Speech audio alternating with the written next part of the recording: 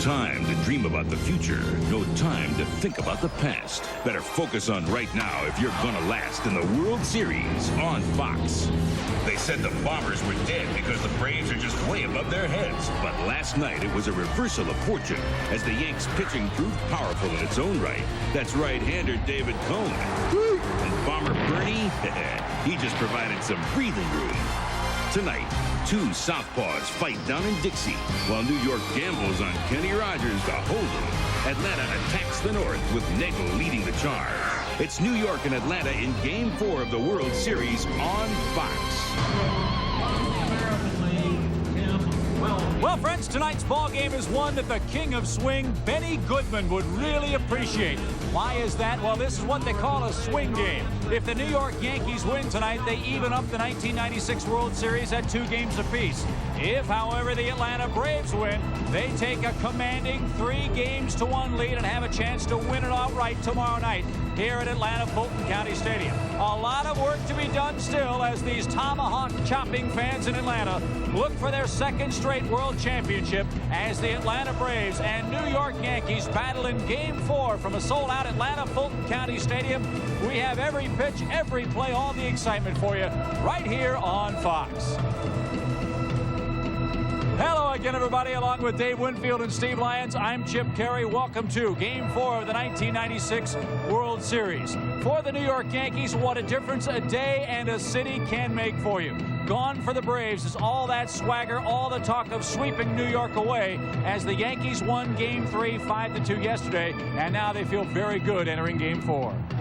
What you saw last night, it was a reality shift. The truth and reality is that the Atlanta Braves are not that much better than the New York Yankees. I still think the Yankees are an underdog. But listen, both these teams have improved since last year. That's why the Yankees are in the World Series. And the Braves, they are even better because they've maintained their status and returned to the series. But again, there's not that much difference in these clubs. Well, Dave, David Cone came in here and gave the Yankees exactly what they needed, a huge effort to slow down the suddenly potent bats of the Atlanta Braves. I don't know where that came from, but Kenny Rogers has to come out and do the exact same thing tonight, because if he doesn't, they go down 3-1, and then the Braves are a much better team than the Yankees. No question about it. Everybody saw the difference in the way these teams play between the New York series and the way the series started here in Atlanta. The Yankees really want to rely on that bullpen. The Braves rely on their starters. Roles were reversed yesterday as David Cone pitched great. The Yankee bullpen even more impressively, and the Yankees got their first win of the series. Well, listen, I talked to Joe Torre before the game, and he said when he walked out to David Cone last night, he was hoping he'd lied to him and say that he could keep going. His pitch count wasn't high, so he had confidence in him. Listen, I played with David Cone 92 World Series, and I knew last night he was going to pitch on guts, determination, and no fear attitude. Hey, if you get into a fight, this is the guy you want in your bullpen. And he did it on what I call about 85% effectiveness before his surgery. Torre goes out to get him. Cone begs for him to stay in the game, and that's the kind of guy you want. You have to get to 6 innings to get to Rivera and then Wetland. If you don't get 6, he looked around and said, hey, what the heck? He's the best arm I got going for me. He's going to be the guy I leave out on the hill. Well, it was good news, bad news. A classic story for the Yankees last night. Good news, they finally get to use Rivera in a meaningful situation. Bad news is high pitch count, and Joe Torre has to worry about whether or not the young right-hander will be available tonight. Well, Mariano Rivera is a guy who only weighs about 168 pounds, and he's a power pitcher, a lot of fastballs. If you send him out with a lot of rest, he's pretty good, 3.2 ERA. If you get him out there on the second day, that ERA jumps to 10.6. If they have to use him today, they've only used him on 3 days in a row, 1 time all year. That's a schedule for disaster in my mind. They don't want to have to go there again. Hey, on the other hand, the Atlanta Braves, hey, they go into the bullpen. Their workhorse has been Greg McMichael, but he's been terrible recently, so they may have to go down there to Avery, Bilecki, and then to get to Wohlers. And if that's the case, at the top of this series, we said that's why the Yankees have a better bullpen. Well, that's the one thing Joe Torre was worried about. Also, with the rainout of Game 1, he said, hey, the Atlanta Braves now have the advantage because the Yankees have to send Kenny Rogers to the mound, and he has been awful so far for New York in the postseason. Denny Nagel will be his pitching opponent tonight for the Braves. But still, Joe Torre has confidence in his left-hander. He defends his pitcher and his decision to start Rogers tonight in Game 4. The 2 games he's pitched in postseason, the one I discounted pitched in Texas, and I thought that was so distracting to him that he had no chance. The last game, I was a little disappointed because he had a lead against Baltimore and he couldn't get the job done. I have to have confidence in him. He's my pitcher tonight. And the only thing I'm concerned with is if Kenny Rogers is questioning himself, because I know because of the shoulder, he may be trying to manufacture things instead of feeling as loose as he'd like to when he has his major equipment with him. So Kenny Rogers takes the mound for the Yankees. A lot of pressure placed on himself. That's one knock that Kenny Rogers has. Also, you have to consider the fact that before New York came to Atlanta, Yankee owner George Steinbrenner said, hey, I'm looking forward to your best start of the year. Oh, that'll get him ready. You know, here's a situation where the Atlanta Braves went out and got Denny Nagel for exactly this time of the year to use him as their fourth starter in a World Series situation. The Yankees don't have that luxury. They scuffle to figure out who's going to pitch game for them. They go with Rogers. Denny Nagel enables the Braves to set up their top three, Smoltz, Maddox, and Glavine, on enough days rest, and that's why they went and got him. And he's no slouch when you send him out there. Yeah, quite a luxury to have a 16-game winner as your fourth starter. So Nagel and Rogers feeling some pressure, but that's nothing compared to the young man you're about to see on your screen. 23-year-old Carlton Gamble is on the field taking part in the first ever 1996 Gillette Strike Zone Challenge. This young man will try to throw a strike to win $1 million tonight here in Atlanta. It's almost your salary, Jim. Oh, it's not, but it ought to be, Steve. No question about it. Raleigh Fingers, of course, will be his pitching coach during this event. One shot at $1 million. Hey, I wonder if this guy is a distant cousin of Oscar Gamble, my ex-Yankee teammate. If so, he was a DH. Good bat, no throw, no money's at risk. Hey, it says right here, Jim, he loves to read, hang out, and eat good food. Doesn't say anything about his varsity letter in baseball right there, though. Well, let's see what he can do. His one shot at $1 million. Go get him, Carlton. Okay, I got him. Okay, here you go, guy. Take your time. One chain. Hey, look at the middle of the target. Look at the middle of the target. Top of the line. Okay, remember, step right straight at it. Step right straight at it. Take a couple deep breaths before you do it now. Watch what you're doing. Is he going to the stretch or the windup? Let's see. Carlton.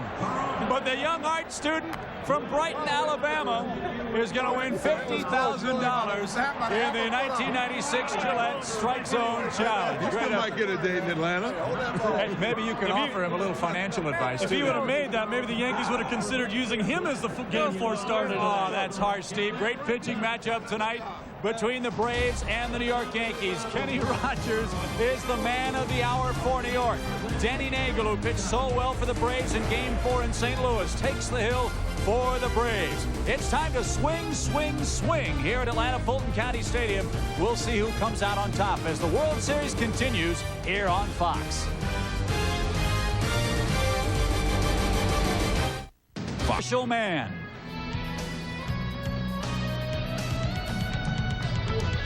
Ladies and gentlemen, please rise for the presentation of our national anthem, which tonight will be performed by A&M recording artist John Popper, a blues traveler.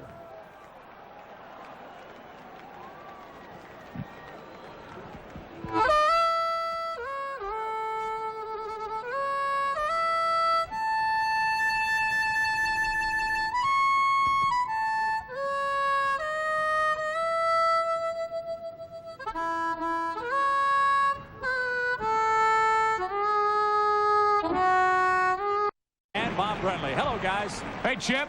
Thank you very much. We're 4 for 4 on the anthem, getting ready for Game 4, along with my partners Bob Brenly and Tim McCarver. Well, last night, Tim, the Yankees came back from the dead. David Cohn was terrific in his start here in Atlanta.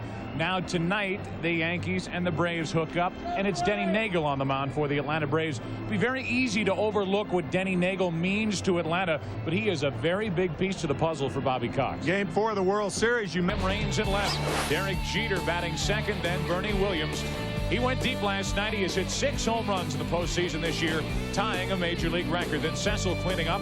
Charlie Hayes at third base. Darryl Strawberry in right. Mariano Duncan hitting 7th. Joe Girardi catching, batting 8th. Pitching and batting 9th. First big league at bat coming tonight is Kenny Rogers. The Braves defense, Mark Lemke, 60th career postseason game, most among second basemen. Congratulations to Mark Lemke, and he, along with the rest of the Braves defense, backs up left-hander Denny Nagel. Well, Nagel compares himself favorably with Tom Glavine, very similar type of pitcher. throws a sinking fastball, will occasionally cut a fastball into a right-hander, relies a lot on his changeup. He also throws a curve and a slider. Yeah, I think, Bob, the difference between Nagel and Glavine is that Glavine uses the outside part of the plate, and Nagel, a pitcher more or less that uses all of the plate. That high riding fastball. Leo Mazzoni, the pitching coach of the Braves, telling me before the game that he rarely throws the ball over 86 miles an hour, but he's got a very deceptive delivery, and for the most part, that's what gets right-handers out. Scouting report on Denny Nagel. We just talked about the great changeup, very deceptive, helps set up his other pitches. Only a mid-level fastball, mid-80s, and will occasionally throw a slow curve to get ahead of right-handed hitters. Try to sneak that strike one in there with the slow curveball. Really, two pitchers hooking up tonight, very similar in style. Although Kenny Rogers has struggled in the postseason, Denny Nagel has not. Making his first World Series start and facing Tim Raines, leading it off in this World Series, 3 out of 9. Deep breath and away we go. Raines led off last night with a walk, scored a run the first inning, later had a hit. Game 4 underway with ball 1 high to Raines.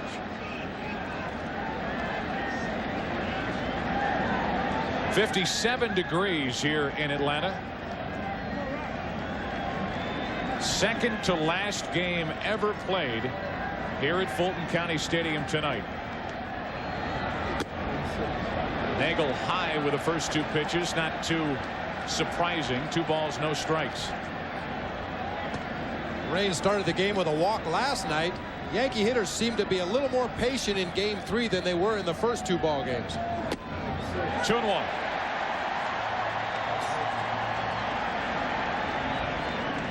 Kenny Rogers is still getting ready. Well, that may have something to do with his first inning problem. Right. Maybe throw a little bit longer, but down in the bullpen. There's a strike again. It's 2-2. When that happens with a pitcher, you try everything. You try having him warm up early, come in and sit in the dugout for 15 minutes. You have him throw as he has tonight, right up until the time the game starts. You're willing to try almost anything. He's actually in play along with Mel Stottlemyre right now. Pop up down the left field line. How about that? 2-2 on Raines. Full count. You could see Denny Nagel ask the home plate umpire Steve Ripley if the pitchers would be allowed to blow into their pitching hand because of the cool weather here tonight. The answer is yes. 3 balls, 2 strikes on Raines, leading off. 1 out.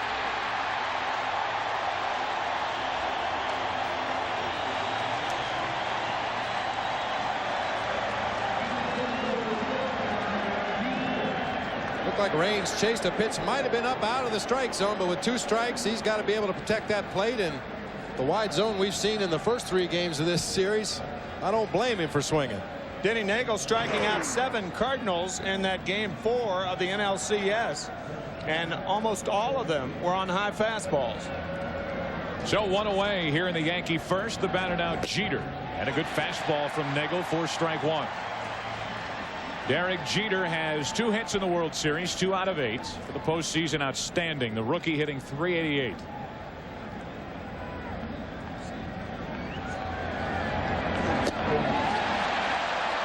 That changeup, strike 2.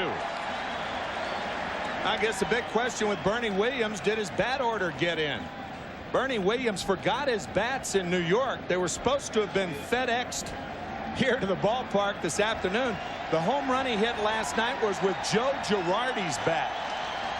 0-2 the count, and Jeter straightens up. That'd be like John Popper showing up to play the anthem without his harmonica. How do you forget your bats? Man, that's your business partner, right? Oh, man. Can't do that.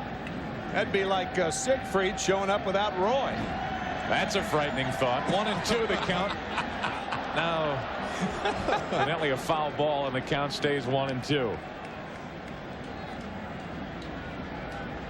What would the Tigers think if Siegfried came without Roy? Little check swing, foul ball.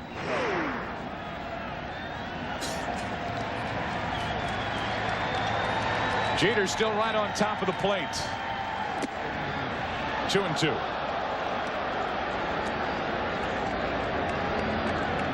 Home plate umpire tonight is Steve Ripley, with Larry Young, Jerry Davis, Jim Evans on the bases, Terry Tate down the left field line, and Tim Welke, who worked the plate here last night down the right field line.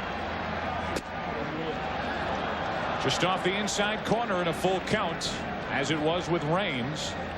Jeter trying to get on ahead of Bernie Williams.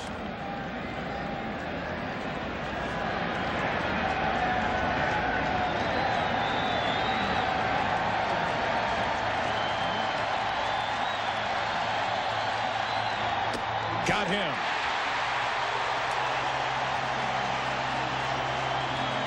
Same story, second verse. High fastball. I believe we're seeing a pattern develop here. In steps Bernie Williams, who last night broke out. He came in 0 for 7 in the 8th inning, went down the line off McMichael, a 2-run shot. It was a 3-run 8th inning, and for the Yankees, a 5-2 win.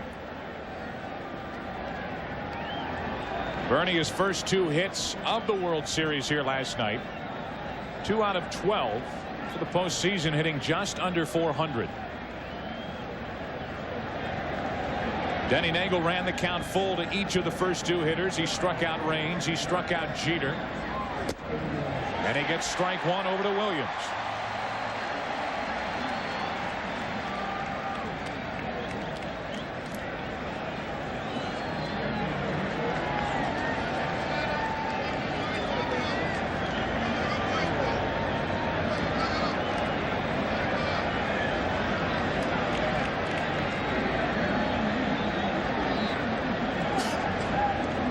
Bernie Williams trying to extend this first half inning. Nagel looking sharp early on. Changeup, low and away, 1-1. We've watched Javi Lopez move on those corners for the Braves pitchers in the first 3 games of the series. He won't do it as much with Nagel. He will on the changeup to the outside part of the plate on right-handers. But more so than any other pitcher on the Braves staff, Lopez will try to work within the strike zone. 2 balls and a strike on Williams.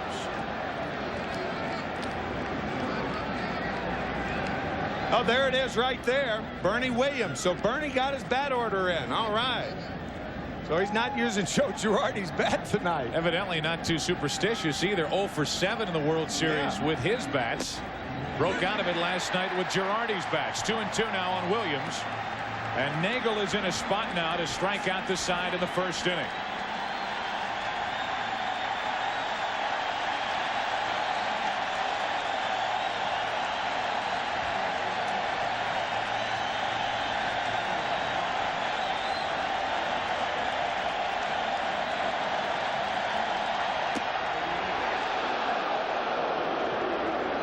And again, a full count, as he has done with each of the first 3 hitters.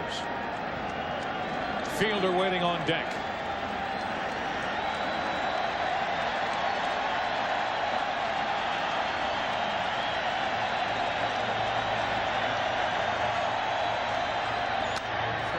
To the right side, plenty of time for the right fielder, Jermaine Dye. An 18-pitch first inning for Nagel. Scoreless for the Yankees. Bottom of the first coming up. 2 for 2 last night in cutting down base stealers. Got Jones and Polonia. And here is Kenny Rogers. His first World Series start so far. Not so good in the 1996 postseason. We talked about the problems that Kenny has in the first inning. He also has problems early in the count. It is imperative, if Kenny Rogers is going to have success tonight, to get ahead of hitters. You hear that with every pitcher, but it's particularly true with Rogers. You know, we have access to a world of statistics up here during the World Series, and one that I really found interesting is when Kenny Rogers does get ahead, no balls and 1 strikes, the opponent's batting average against his fastball is .421. Against his breaking ball is .429. Go to the change. Try something. Leading it off, it's Marquise Grissom with Lemke and Jones to follow. And Kenny Rogers starts Grissom with ball 1. That's where he often misses when he gets behind in the count. Low and away to right-handed batters.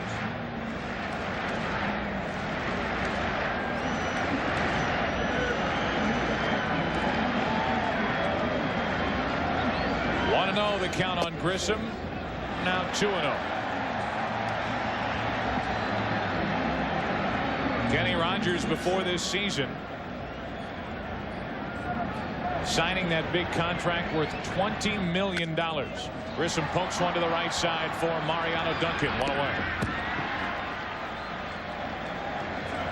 Scouting report on Kenny Rogers as he works here in the first inning. Must establish that fastball for a strike. Tim mentioned he tries to work outside the zone. He's got to be able to get that fastball over the plate early in the ball game. The second bullet point, I think, is the biggest downfall for Kenny Rogers. He doesn't realize how good he really is. That's right. Gives the hitters way too much credit. He's afraid to come into that strike zone and doesn't really pitch inside enough. 1 out, nobody on. And a strike to Lemke. When Rogers is on and he has that good fastball, he can keep hitters honest, use that good changeup. But his fastball has not been there the last half of the season. Missing low, 1 ball, 1 strike.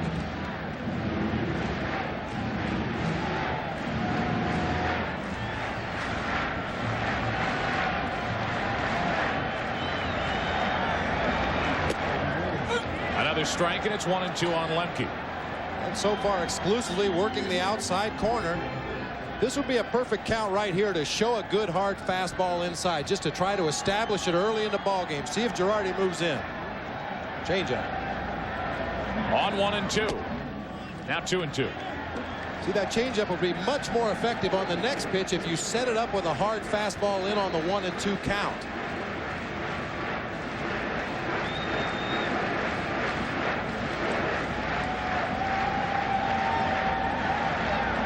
Two balls, 2 strikes on Lemke. Just missing the outside corner, but everything has been away to the first 2 hitters. Getting a real good look at Joe Girardi's signs. When you see that pinky finger slip out there, that means fastball away. If he uses the index finger, that means he wants a fastball inside. 3-2 pitch. Lemke to third for Charlie Hayes. High hop. 2 out. Kenny Rogers has been the Game 4 starter for the Yankees in each of the 3 playoff rounds they have been involved in. Was the Game 4 starter in the division series.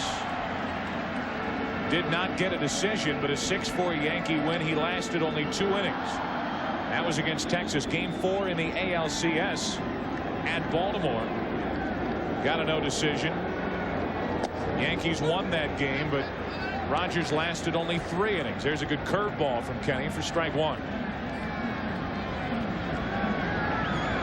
Couple of ground outs to start for the Braves here in the first inning. 1 ball, 1 strike on Chipper Jones. Joe Girardi, there's Andy Pettitte, tomorrow night's pitcher. Joe Girardi out to talk to Kenny Rogers. Often when a pitcher is having a difficult time, as Kenny has had this season, in finding the strike zone, a catcher's ploy, it's not really a ploy, it's almost a teaching device. Ask him what it would be like if he had to hit against himself. If he could only put himself in the hitter's spot, he would know how tough he was. 1-1 on Jones. Now Rogers falls behind 2-1. Well, he's 2/3 of the way of getting through what is usually his rockiest inning in the ball game. He could have a 1-2-3 inning in the first. It would really pick him up confidence wise. 2 out, nobody on to the shortstop Jeter. And a perfect 1-2-3 inning for Kenny Rogers. Good start. Exactly what he, the Yankees, and Torrey needed. 1 inning in Atlanta. Game 4. No score. Here's the thing. Denny Nagel had a perfect first inning. Back to work in the second. You remember the Fifth Dimension? They had a song, Up, Up, and Away. Denny Nagel, up, up, and away. I don't remember the Fifth Dimension. I do. I'll bring you the 8-track tomorrow. You can check it out. Cecil Fielder will lead it off. Second inning, no score. We Big Daddy, Charlie Hayes, and Darryl Strawberry for the Yankees here in the second. Ball 1 to Fielder. Cecil in last night's game doubled in his final at bat, was 1 out of 3, and in the series 3 out of 11.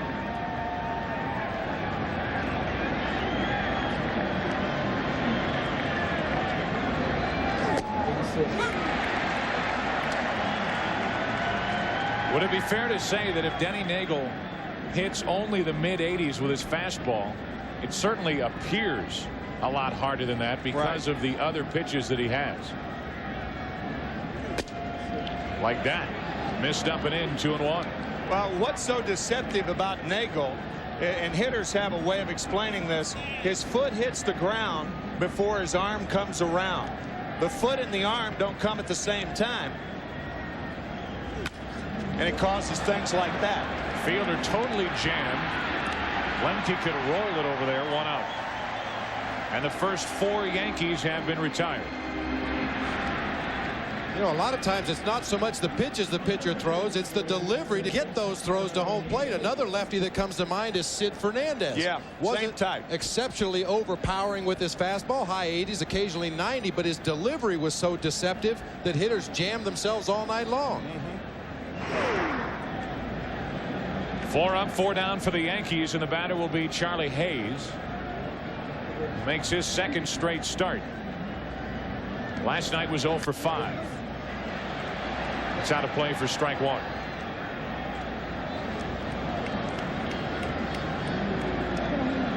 Here's Denny Nagel's delivery. He drags the arm. This could cause arm problems later. There's the foot hitting the ground. The arm hadn't come around. And that's the deception in his delivery that we were talking about. Denny Nagel, only 28 years old. Acquired by Atlanta on August 28th for a couple of minor leaguers and a player to be named later from the Pittsburgh Pirates.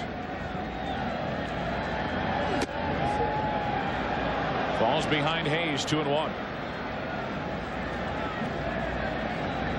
Said it a couple times before, it was Nagel's departure that was the last straw for Jim Leland with the Pirates. Now 3-1 on Charlie Hayes. Strawberry on deck. And you really can't blame Jim Leland for crying out loud. One of the best managers in the game, and just wasn't given the cards to play in the same poker game with the rest of the managers. That's into right. Right at Jermaine Dye. 2 up, 2 down here in the second.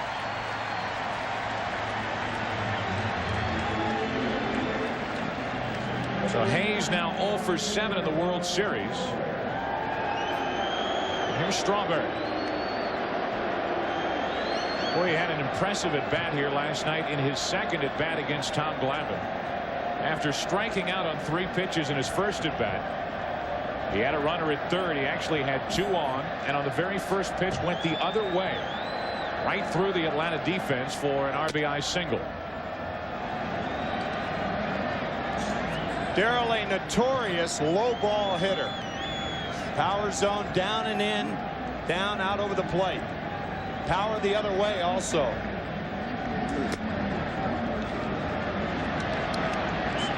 Nagel has retired 5 in a row, but he's been behind each hitter he has faced. And he's 2-0 on Strawberry.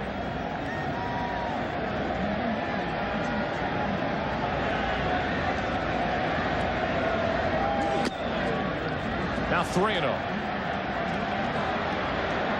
He didn't go around.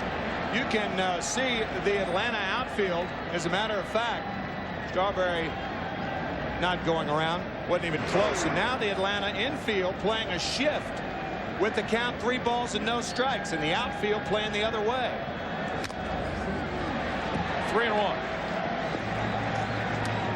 So since Nagel fell behind in the count 3-0, Strawberry more apt to pull. The outfield stays around to the left while the infield is around to the right.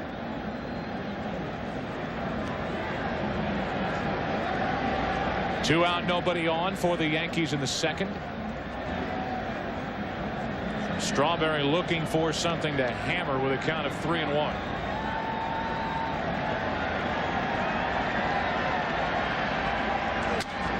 Up the middle, right to the shortstop, Blauser. On the right side of second base, Blauser takes care of Strawberry. Nagel takes care of New York. The zone. Up in the zone, fouled off, and a high fastball grounded to Lemke, or I should say Blauser, who is shifted where Lemke usually plays. Nagel has been perfect through the first two. Now Kenny Rogers, who had a 1-2-3 first inning, deals low and away to McGriff. Fred McGriff, 4 out of 11 in this series. 5 RBIs in the first 2 games combined. And for the postseason, hitting just under 300.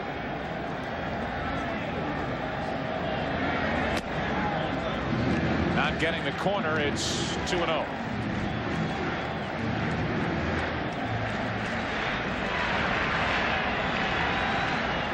See Joe Torre asking where was it. Probably asking Zimmer. Zimmer will tell him whatever he wants to hear. 2-0 the count. That's a good bench coach. Down the left field line. Long run for Charlie Hayes. Great effort. Can't get there, but Charlie did everything he could. He started so far off the line because of the infield shift. He didn't have a chance to get to that pop-up. And a lot of foul territory here at Fulton County Stadium. They won't have this much room in foul territory when they move into their new ballpark next year, which will make a lot of hitters happy. I know that. How far he is off the line. That's why he was not able to get there. Now McGriff looks at ball 3 low. Everybody ought to have a friend like Don Zimmer. That's what Joe Torre will tell you. He's a national baseball treasure, that guy. 3 balls and a strike on McGriff. Hit into center. Track wall. 1-0 Atlanta.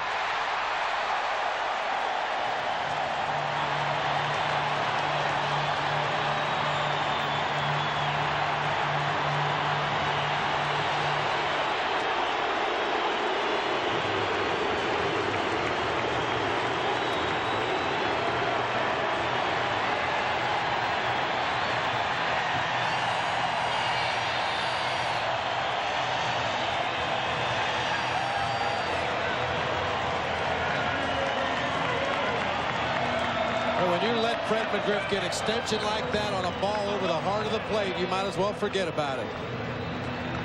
Knew it was gone the moment he made contact with that ball. That is his 5th of the postseason, his 2nd of the World Series. He hit 28 during the regular season. Kenny Rogers fell behind 3-1, and he paid the price. Now he's 2-0 on Javi Lopez. Now when you allow the big guys get the count in their favor and they know what's coming, that's what causes that extension, Bob. He's got one free swing and took advantage of it. Now 2-0 on Javier Lopez, who has hit 3 home runs during this postseason. 3-0.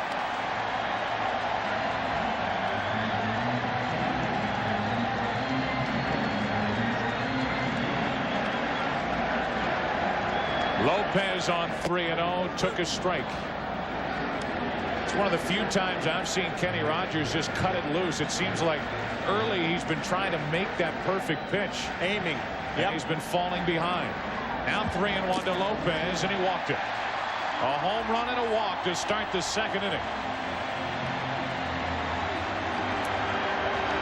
Well, we mentioned Joe Torre's had the quick hook in Kenny Rogers' other 2 starts in the postseason. He's going to go out and have a talk with him, try to settle him down right now. You know, you throw baseballs and you toss darts. You don't throw darts. And that's what Kenny Rogers has been doing. And Joe Torre, I would imagine, along with Joe Girardi, telling Kenny Rogers to use more of the fat part of the plate early in the count. Throw the ball down the middle of the plate and let your natural action take care of getting the hitter out. I'm counting on it. The last 4 words Kenny Rogers heard from George Steinbrenner before this start.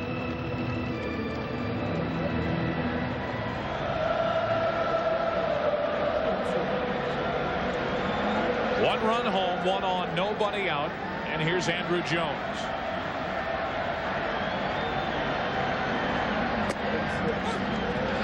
Strike 1 from Rogers. 250 in the postseason, 3 hits in this World Series. All 12-3 in the opening game at Yankee Stadium. Strike 2, and Rogers cutting it loose, 0-2.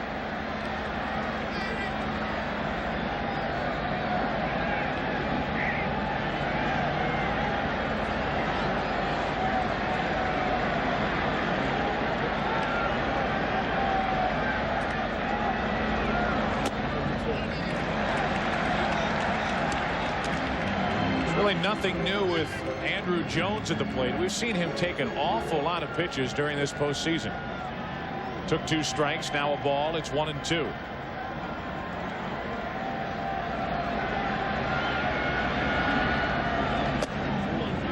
2-2. That's very unusual for a young hitter, too. But think about it and how much sense it makes. The more you take, the more you see a pitcher, the more you see his tendencies, the more you see how his ball moves. And if you have enough confidence in your own ability to be a 2-strike hitter, particularly your first at bat of the ball game, why not see as many pitches as you can? 2 balls, 2 strikes on Andrew Jones. From 0-2 to 3-2.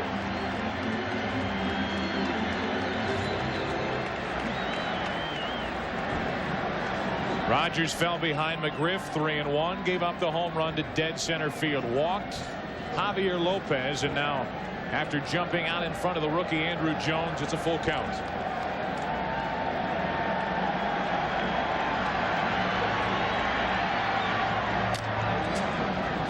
Kenny Rogers has thrown 16 pitches this inning and still has not recorded an out.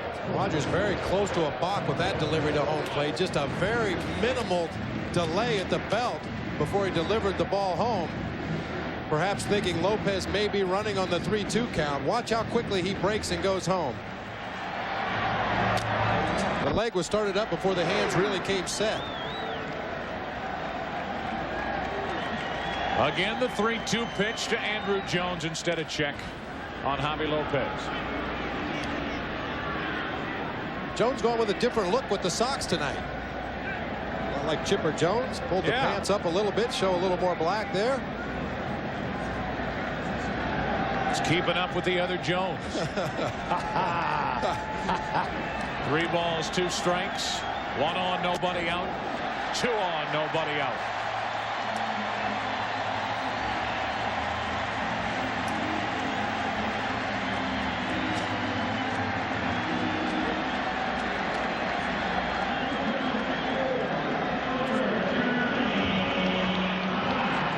Home run, back-to-back walks, and now Jermaine Dye, the number 7 hitter, stands in for Atlanta as they look for a big second inning.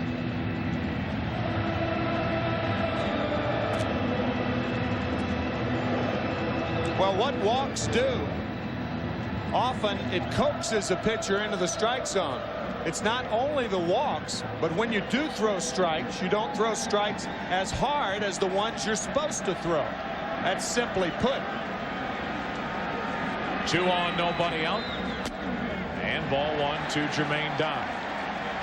There's an old baseball saying, you give the hitter too much credit, and I think that's what we alluded to in the opening, that Kenny Rogers feels that every pitch has to be perfect in order for him to be successful, rather than trusting his stuff, going after the hitters, and let his defense work behind him. Well, he's already walked 1 rookie, and he's 2-0 on another, Jermaine Dye. And with that, action will start for the Yankees in their bullpen.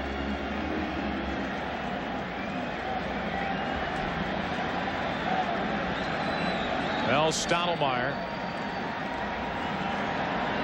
watching in anguish. 2-1. And a big cut by Jermaine Dye. Trying to make it 4-0 with that cut, and why not? 2-0, you have a free swing, just like Fred McGriff. That's some swing right there, right from his heels.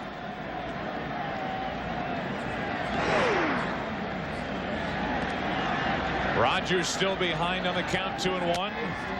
That's into right for Strawberry. Lopez will tag and try to advance. He will, and it's 1st and 3rd, 1 out. So Dye advances the runner to third. Javi Lopez for a catcher runs well. And it's runners at the corners, one down here in the second.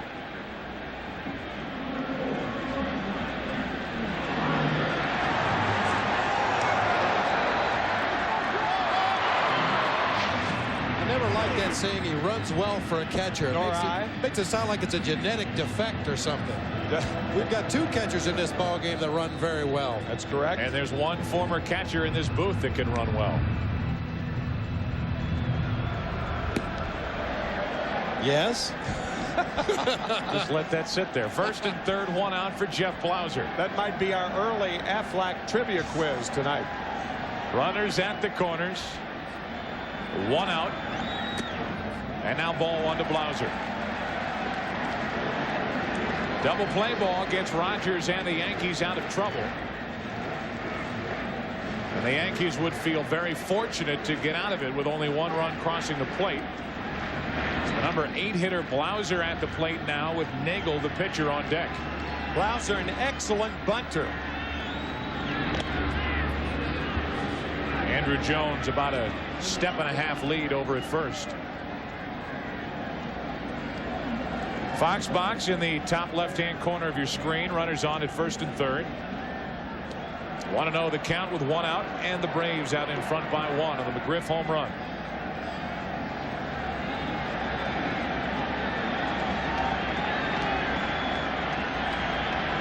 One ball, no strikes. Borderline pitch. Rogers doesn't get it. 2-0. You're not going to get those pitches if you're always out of the strike zone. The guys with good control get those types of pitches.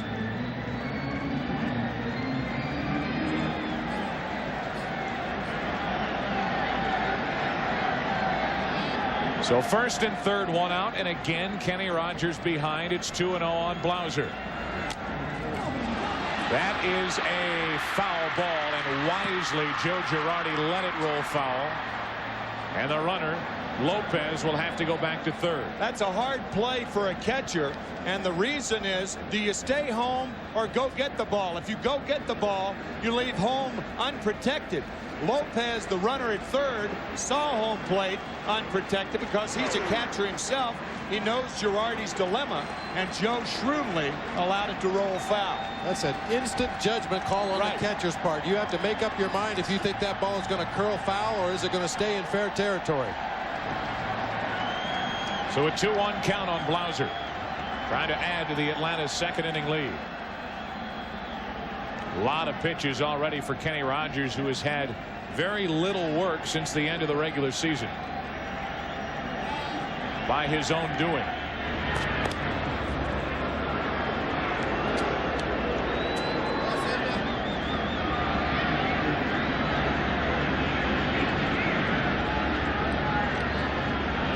When Rogers went to first, then Lopez broke for a home. Kind of gives you the idea that a squeeze might have been in order. Remember, Blauser is 1 for 9 in the World Series and a poor offensive postseason. 2 balls and a strike, and again a check on Andrew Jones. And you can see Jones headed back to first base. He had a real good read on Kenny Rogers' move that time.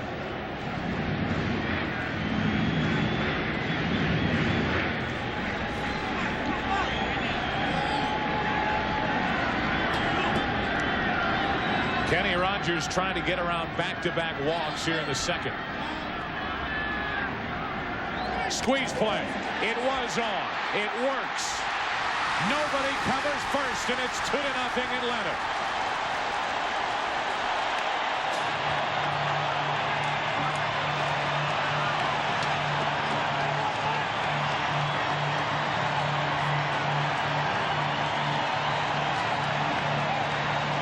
That was a squeeze all the way. The runner was breaking for home as Rogers' arm started its delivery. Mariano Duncan, caught by surprise, does not get over to cover first base. It's fortunate that Rogers didn't airmail this ball out into the bullpen. And it sets up the rest of the inning perfectly for Bobby Cox. Denny Nagel at the plate with 16 sacrifices on the year. Runners at first and second. Tim, you called it early as Javi Lopez tipped the Braves' hand a little on that throw to first. It was the first throw to first when Rogers threw over there. Lopez broke toward home. Charlie Hayes came up. It looked like Hayes was suspecting something. Now the bunt from Nagel to third. Charlie Hayes, the barehanded play, 2 out. And the runners up to second and third.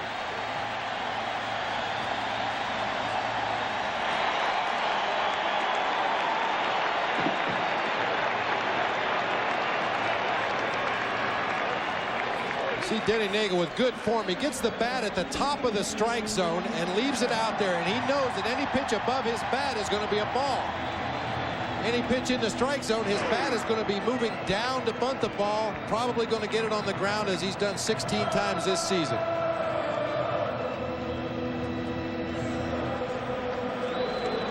So now second and third, 2 out. The Braves out in front by 2, and it's Grissom.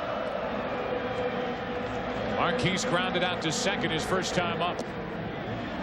And again, Kenny Rogers falls behind.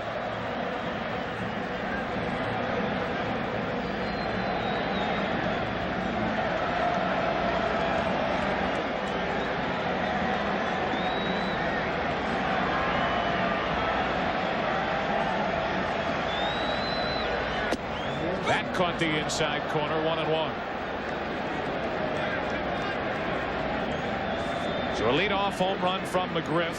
Back-to-back walks to Lopez and Jones. Dive fly to right to advance Lopez to third. The RBI base hit on what was a suicide squeeze play off the bat of Blauser. The sacrifice bunt by Nagel, and now 2-1 on Grissom.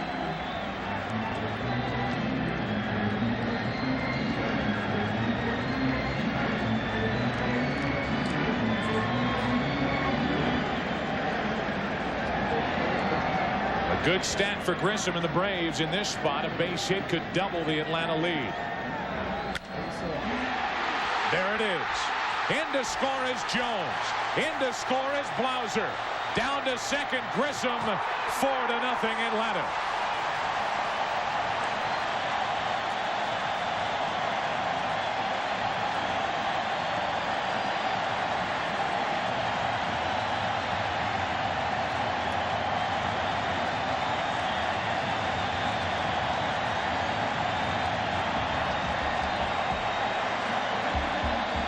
Girardi slides inside, but Rogers doesn't get the pitch far enough in there. Grissom just scalded that ball by Derek Jeter at shortstop. No chance to react. Close play at second, but Grissom beats it. It's a 2-run double. It's 4-0 Atlanta. And Kenny Rogers lives to see another batter. It's Lemke, strike 1. What has happened to Kenny Rogers? Last year, 17-7 with Texas. 12-8 during the regular season, but a big ERA. And in the postseason, has not done anything right. Runner at second, 2 out. Lemke chops one. Left side, good play. Jeter inning over. The Braves get 4. They lead by 4 after 2. We'll be back to Fulton County Stadium after this from your local Fox station. Kenny Rogers as Duncan fouls away strike 1. Only 1 hit in this World Series for Mariano Duncan. The Yankees as a team come in this World Series hitting .198 with 1 home run. So far, Nagel has retired the first 6. For the second baseman, Lemke, good play. 1 out. Folks, be sure to stay tuned between the 4th and 5th innings tonight as the fans here will perform a flip card routine to reveal the winner of the 1996 True Value Roberto Clemente Man of the Year Award. So that's coming up. Past winners like Ozzie Smith, Cal Ripken, Dave Winfield. Here's Girardi, 1 out, nobody on.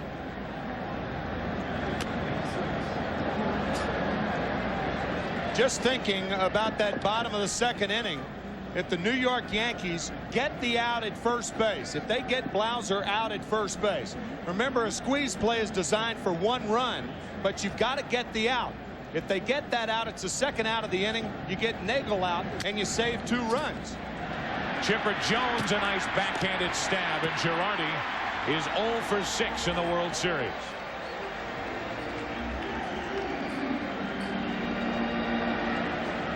Quite a contrast. Denny Nagel and Kenny Rogers have very similar stuff. Neither one very overpowering, good breaking balls, decent change-ups.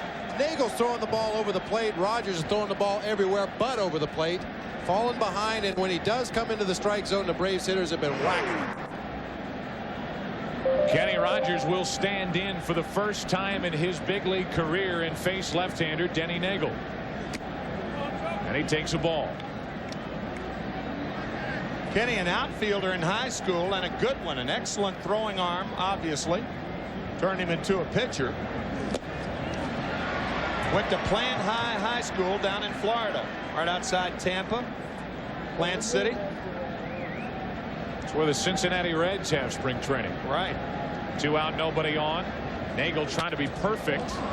Off the glove of Chipper Jones. Kenny Rogers is on. And wouldn't you know it? How about that? The first hit of the night belongs to Kenny Rogers. Kenny probably thinking, all my career I've been thinking hitting was tough. Hey guys, not that tough. 8 outs in a row by Nagel, and it's Rogers in his first major league at bat to single. Nothing to it.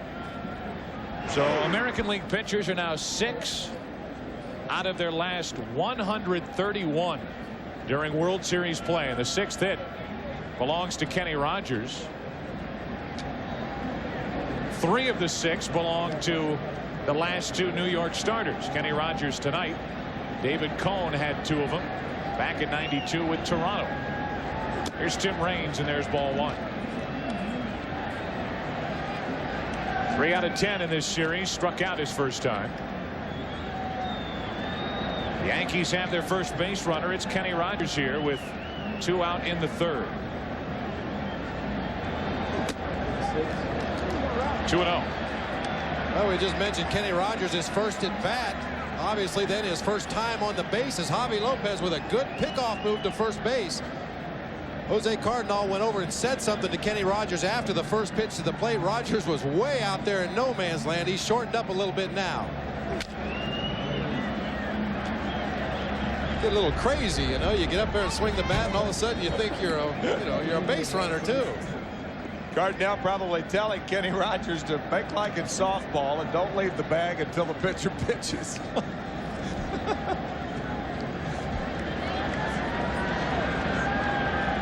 Rogers on board with 2 out. And a 2-ball 1-strike pitch to Raines. That's well hit into right, but dive back to get it. Inning over. The only hit for the Yankees belongs to Kenny Rogers. He has to figure it out on the mound. Bottom of the 3rd inning, 4-0 Atlanta. Softball team. Don Richardson at the far end there. They were playing a little burnout before the game, weren't they? They got out there with Mike Mordecai, and they were handcuffing him. So there's some great arms collected right there. All right. Saw Mike try on that gold medal. Gave it back in a big hurry. Don wanted it back. I don't blame her. She should be very proud of that. They all should. Here's Chipper Jones, the number 3 hitter in the Atlanta lineup. Grounded out his first time with McGriff and Lopez to follow. So not only does Kenny Rogers have a rough and long 2nd inning, he now deals with the heart of the lineup. And it's a 1-1 count on Jones.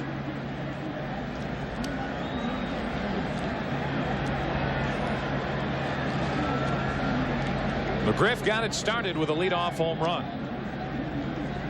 As Kenny Rogers fell behind 3-1, and that kicked off a 4-run 3-hit rally in the Braves' 2nd. Little fly ball into center field. That's a hit. And Chipper Jones has his first knock of the night.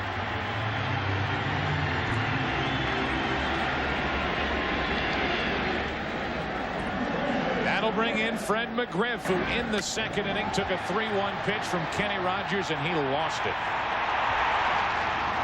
Fred likes to get those arms extended. most left-handed power hitters. He likes the ball down and in, but if you get it up and out over that plate where he can stretch those long arms out, he'll drive the ball out of here to any part of the park. That's why he stands so far away from the plate. He's got great reach. Strike one to McGriff, who started this season absolutely red hot. Then tapered off. Tremendous distance between Fred McGriff's feet and the inside corner of home plate, but he can cover that entire area. Of McGriff's 28 home runs during the regular season, only 8 came after the All-Star break, but he has come alive in the postseason. He's driven in 16. That's a record. He has now hit 5 home runs, 2 in this World Series.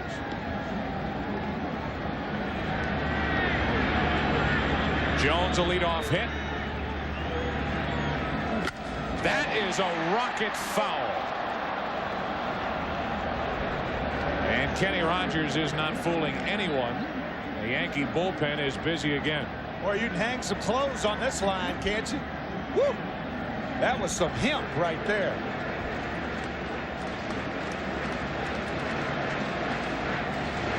Players like to use that word, rope, hemp, things like that. That means the ball was hit very hard.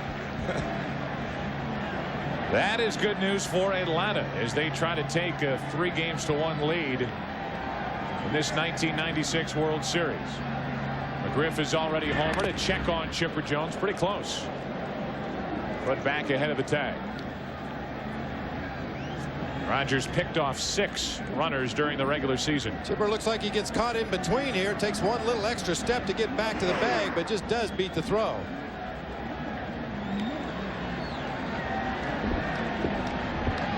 Jones at first with nobody out. The 1-2 to McGriff. Up the middle, base hit. Jones will take the turn and head to third. And it's first and third. Nobody out here in the third. With the right-handers coming up, that's going to be all for Kenny Rogers.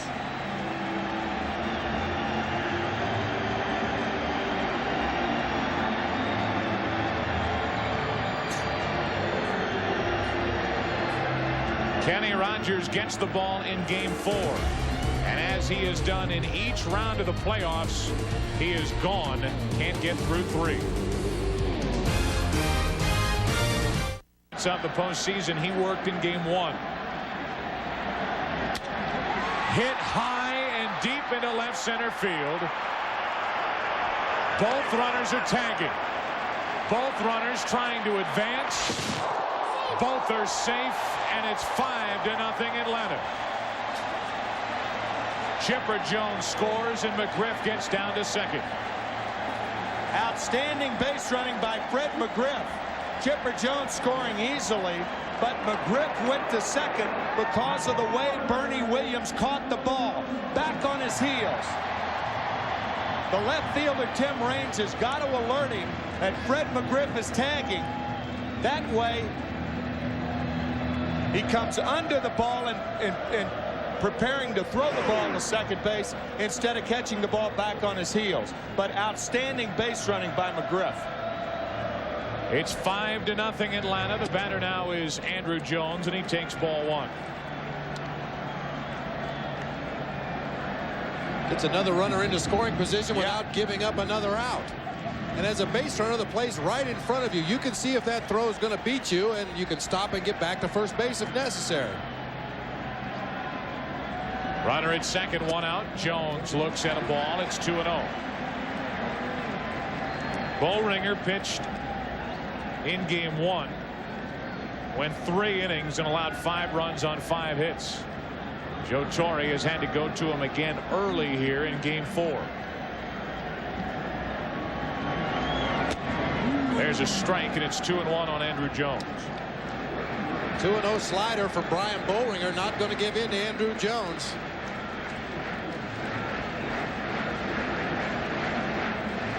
Jermaine Dye waits on deck.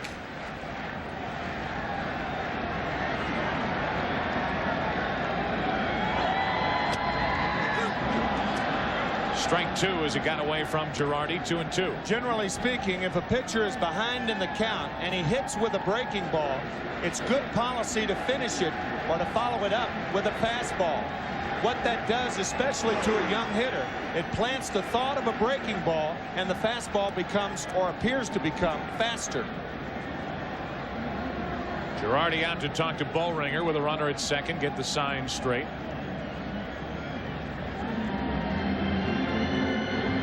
Braves have given their starter Denny Nagel 5 runs with which to work. So far, Nagel has been outstanding.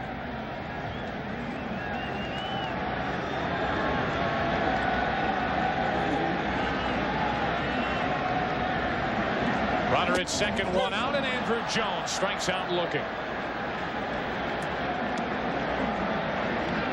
So 2 out with McGriff at second. We go to Jermaine Dye, and we'll tell you about next week.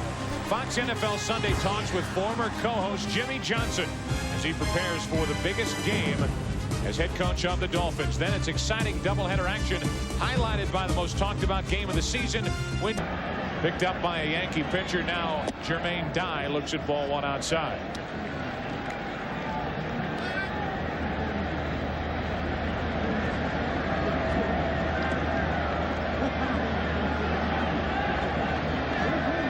Dye is 2 out of 10 in this World Series.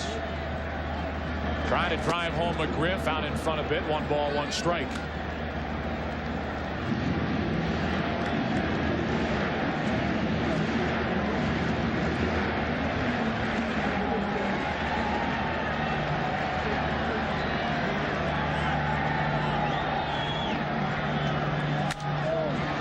Slicing down the right field line. Strawberry gives it a look.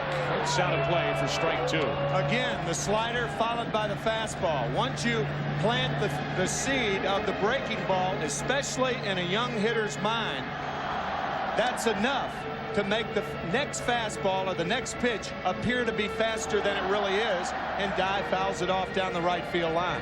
Now he's in the hole.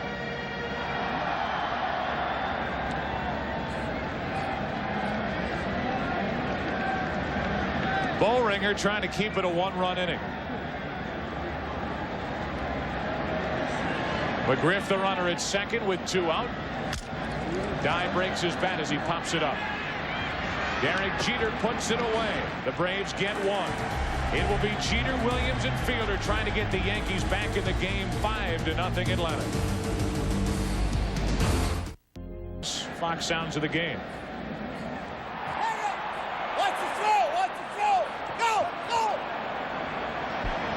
Jimmy Williams, a third base coach for the Atlanta Braves, and that picked up by the microphone in the third base bag.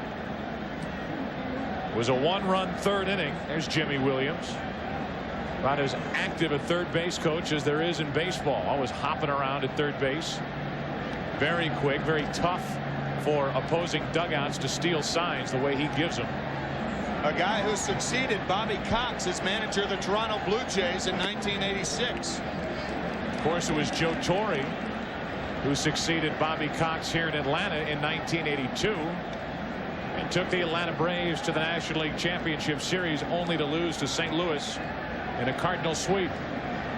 Here's Derek Jeter. He looked at a ball, now another. It's 2-0. Jeter, Williams, and Fielder for the Yankees here in the 4th inning with the Braves out in front by 5. Right guys coming up for New York to try to do something about this score. But Denny Nagel has been outstanding. 3-0 from Nagel.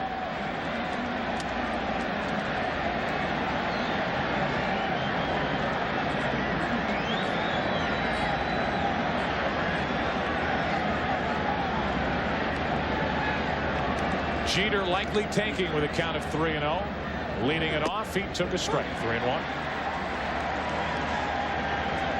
Trailing by 5 runs in the 4th inning. Trying to get base runners any way you can. Tie game or Yankees with the lead. Jeter probably gets the green light on that 3-0 pitch. It's 3-1. And now a leadoff walk.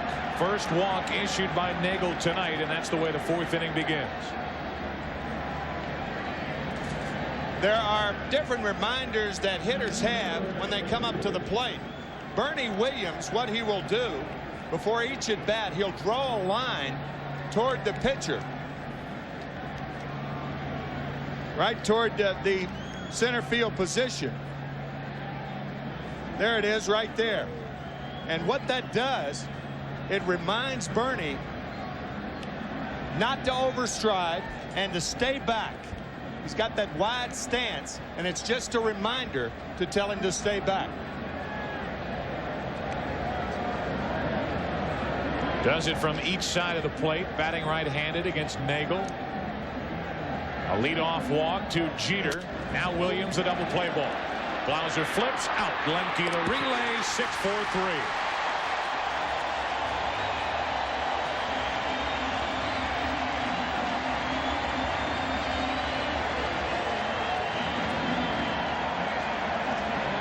Well, Mark Lemke, one of the best for years at turning double plays at second base. This one, he's got the luxury of delivering the ball to Fred McGriff and getting out of the way, but he hangs as tough as any second baseman in baseball. Comes off the back of the bag. Good strong throw to first. Also saw him make that throw sidearm to make Jeter get down. That in itself is a protection device for a second baseman or shortstop. Here's Fielder, 2 out, nobody on in the 4th inning. So a leadoff walk, that's erased. On 1 pitch to Bernie Williams, 6-4-3. Now 2 out, nobody on. Out in front of a changeup, 1-1. Here's what Mark Lemke did on that play. Watch him step back and drop down, and Jeter had to get down when Lemke dropped down. Get down, drop down, get down. Isn't that a KC and the Sunshine Band song? 2 out, nobody on, and now strike 2 on Fielder. Probably talking about a second baseman pivoting in that song. No, right? There's no doubt.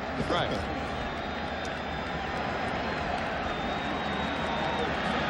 Fielder trying to get something started, but backed up at a ball and 2 strikes.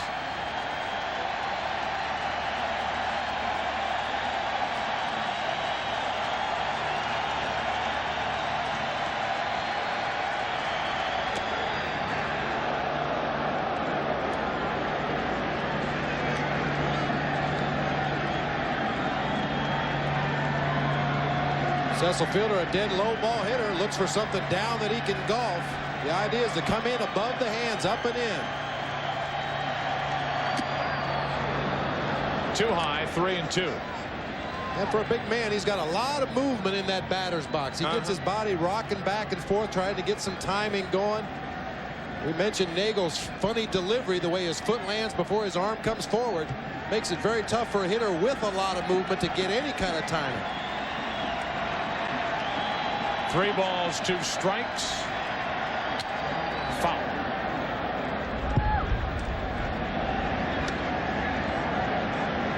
Denny Nagel is doing it again after a great effort in Game 4 of the National League Championship Series. 16-9 overall during the regular season. But in 6 starts with the Braves after being picked up in late August, he was 2-3. Trying to fit in with the other Atlanta Aces. 3-2 on Fielder and a 2-out walk. So 2 walks in the inning, but a double play sandwiched in between. And it's 1 on, 2 out for Charlie Hayes. Come on, Charlie.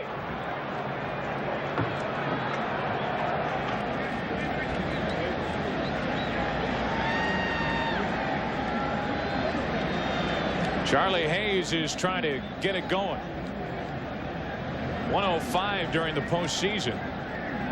0 for 7 in the World Series, including a flyout to right, his first time up.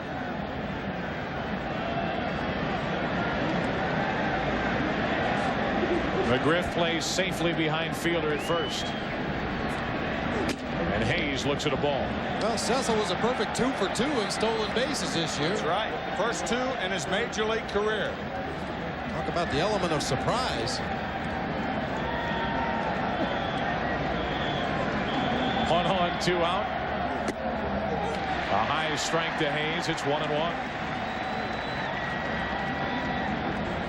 Well, they don't pay Cecil to steal bases. Cecil is on with a 2-out walk. And the 1-1 to Hayes, 2-1. Nagel really all night has fallen behind hitter after hitter after hitter. But he's walked only 2 and allowed just 1 hit. That was to Kenny Rogers back in the 3rd.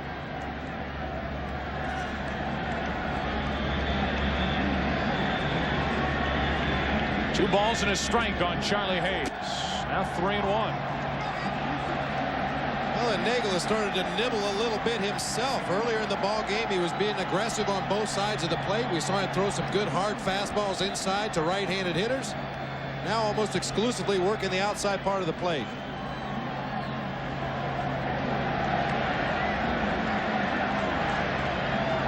Three balls and a strike, and now another walk. So 3 walks in the inning.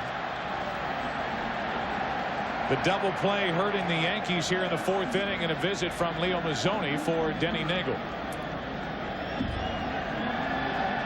Sure, this is just a reminder, don't get away what's been successful. As you see Nagel go up and away. Outside with a changeup on the corner, breaking ball outside. High and away. Away, away, away, away. Talked about how important it is to be able to get that fastball. The Yankees desperate for a big hit. They ask for it from Darryl Strawberry.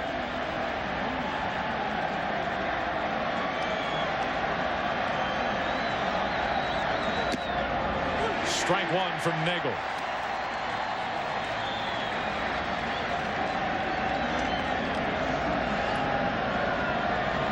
Strawberry has gone deep 3 times in the postseason.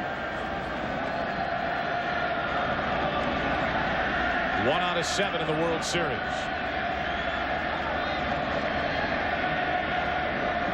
You can hear in the background the chant that was started at Fenway Park in Boston 10 years ago during the World Series Game 3. Darryl, Darryl.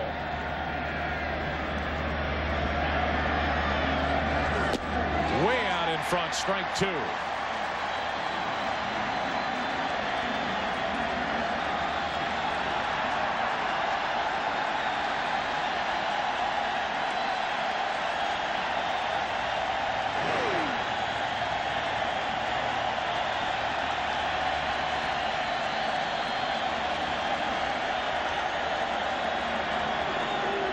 Strawberry steps out.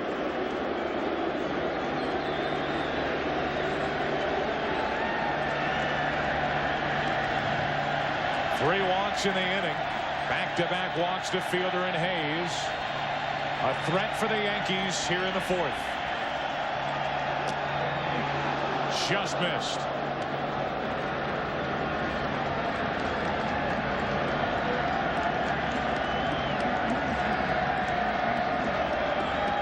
Another hard slider over the outside part of the plate, breaking away. Darryl able to check his swing. 1-2. Got it.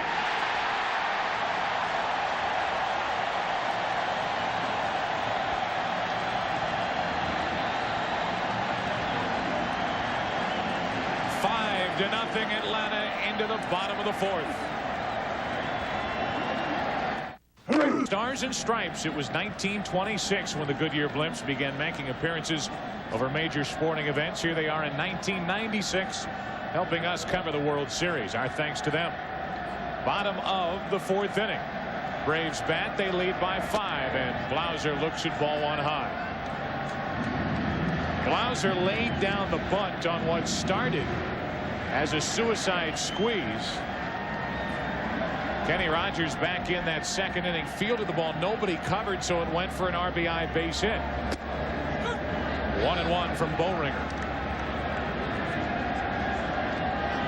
If Kenny Rogers were to throw the ball to first, actually nobody was covering. Had either first baseman Cecil Fielder or Mariano Duncan been there, that's the 2nd out of the inning. And then Nagel's not allowed to bunt the runners over. It's a 2-0 game at the time instead of a 4-0 game. There's a sacrifice. Go ahead, Bobby. And the difference between 2-0 and 4-0 is amazing in the game of baseball. one guy on and somebody pops one, you got a tie ball game. 1-2 the count on Blauser. Now 2-2, and against this Atlanta team with the kind of pitching they have, the way Nagel is throwing, he's allowed only one hit. 4-0 looks like 8-0. 2 balls, 2 strikes on Blauser, leading it off here in the 4th.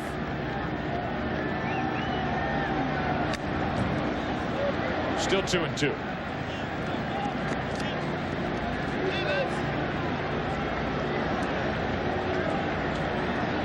Last night the Yankees got the early lead.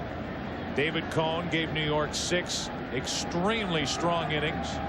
1 run on 4 hits, and then that good New York bullpen took over. 3-2 now on Blauser, leading off.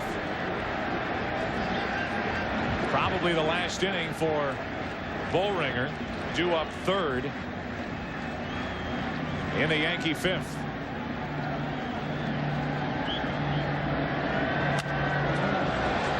That's back and out of play. It'll stay 3-2.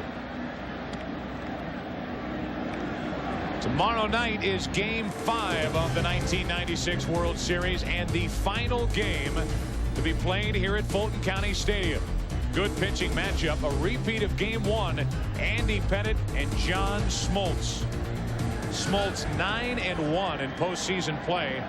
Andy Pettitte this season 2-1 and a loser in Game 1. 3-2 on Blauser. Bullringer rings him up. Threw it right by him, and for Bullringer, his 2nd strikeout.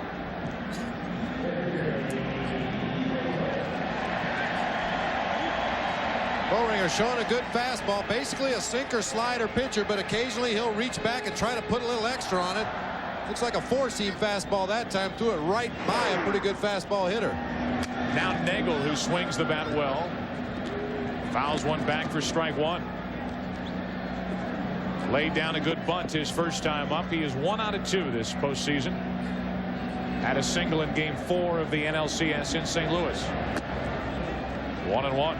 Trying to be as fair with these comments as I can be, but Kenny Rogers starting the game tonight, and Kenny Rogers almost was not a Yankee. It was going to be Chuck Finley, who eventually signed with the California Angels, but George Steinbrenner overruled the manager Joe Torre and the general manager Bob Watson. He wanted to sign Kenny Rogers. Torre and Watson wanted to sign Chuck Finley. Chuck Finley, the fine left-hander with the California Angels, he was 14-15 this year. Now, in fairness, George Steinbrenner signed Doc Gooden, he signed Darryl Strawberry. But not signing Chuck Finley was a very big mistake for George Steinbrenner. And he's the one to blame for it. Nagel strikes out, and that's 3 strikeouts for the right-hander Bullringer. There's a look at Doc Gooden. Talked about him in Game 1. What he meant, again, to baseball in New York. Doc pitching a no-hitter. Darryl Strawberry doing very well after hitting all those home runs at St. Paul. 18 in 29 games. Hit 11 for the Yankees. And George Steinbrenner should give it credit for those 2. But you can't duck the signing of Kenny Rogers in lieu of Chuck Finley. 2 out, nobody on for Grissom, and right at the shortstop Jeter. Bullringer has pitched very well. We have played 4 in Atlanta. Go to inning number 5. Yankees bat. They trail the Braves by 5. Nationwide television audience is about to join us.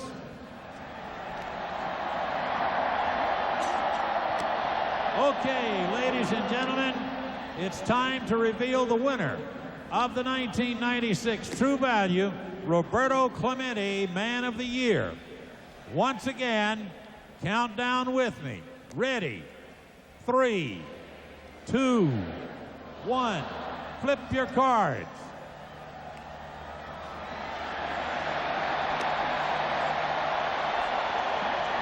You can read in the top ring of the stadium. A shot from the blimp. It's Kirby Puckett. And congratulations to Kirby Puckett, who retired this year with the eye problem. He is the 1996 True Value Man of the Year.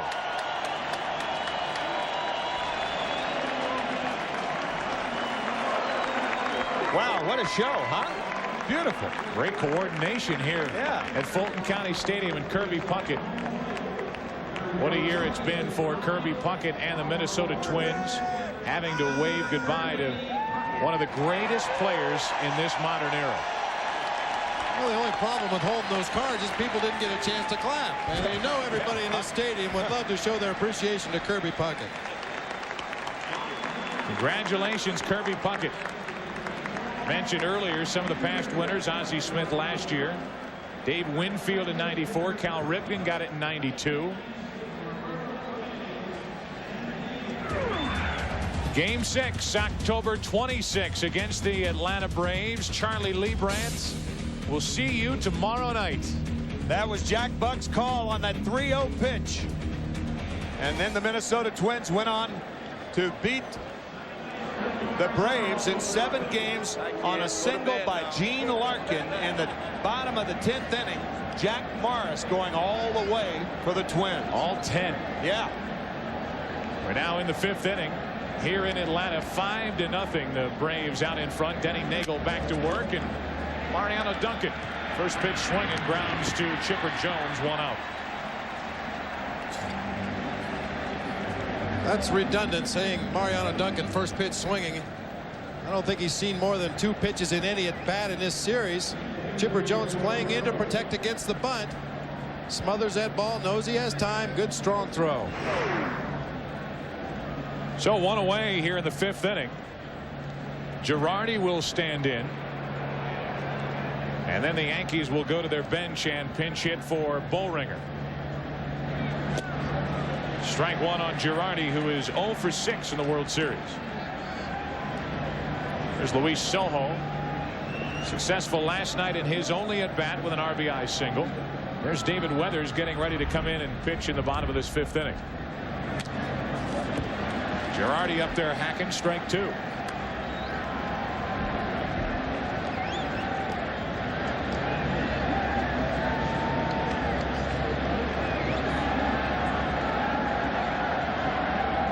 Joe Girardi grounded out to third his first time up. Count goes to 1-2.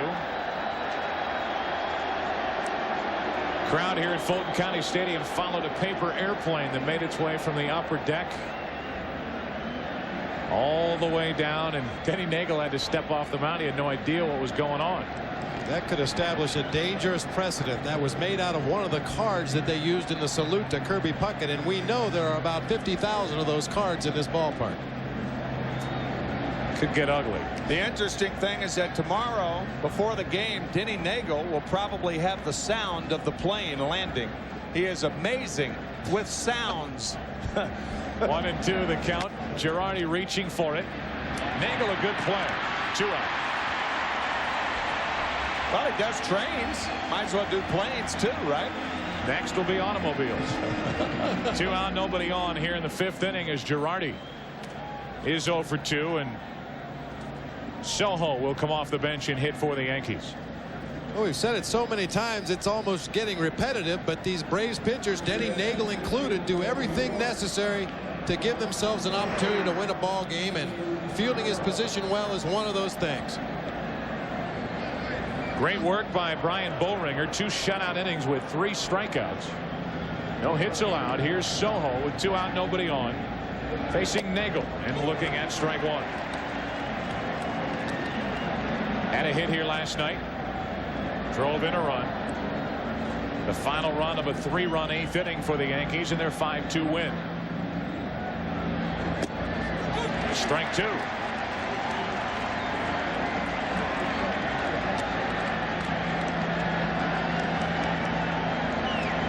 Nagel working on a perfect 5th inning. He's allowed only 1 hit. He's walked 3.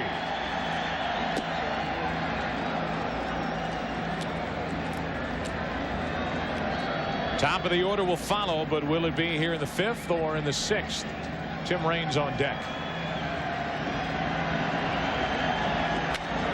Into center field, and Sojo 2 out of 3 in the World Series. And he keeps the 5th inning alive for Raines. Luis Sojo had that big hit for the Yankees last night off Brad Klontz. An RBI single to right field. Looked like a changeup from Denny Nagel, and it went out like it came in slowly. Players would say he hit it like you threw it. Well, the number 9 spot for the Yankees has produced the only 2 hits tonight for New York. Kenny Rogers a single back in the 3rd. Now Sojo gets a hit in the 5th, and the inning continues for Raines. That's into right center field. Grissom going back at the track. He's there. Inning over. Grissom can go get him with the best of them. Tim Raines hit it deep. Grissom was waiting for it. Halfway through it, 5-0 Atlanta.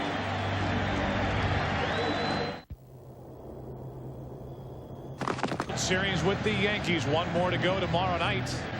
David Weathers takes over for the Yankees here in the 5th inning, with the Braves out in front by 5.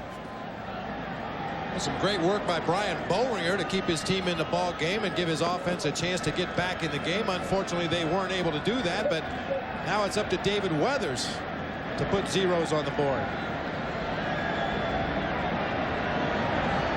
There's Lemke, the number 2 hitter, with Jones and McGriff to follow. Yankees won here last night 5-2, meaning they had won all 6 postseason road games. That streak is in jeopardy here tonight. 1 ball, 1 strike from Weathers.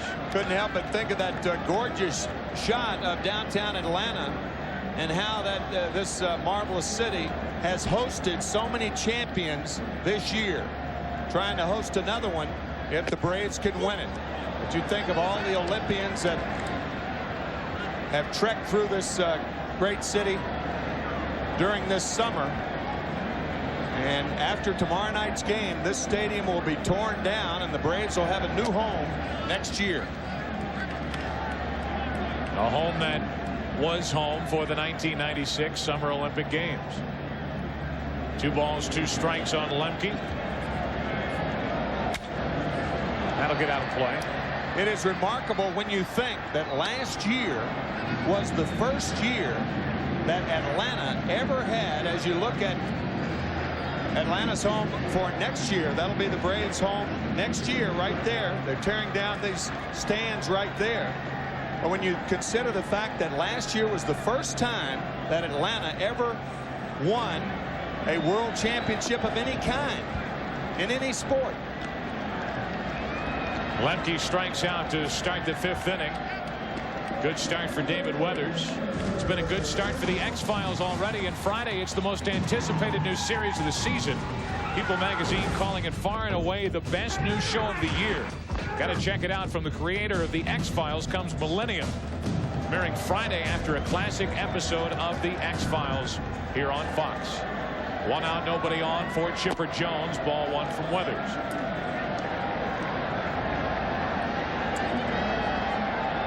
The banner for that 1995 World Championship, and the banner commemorating the home run hit by Henry Aaron.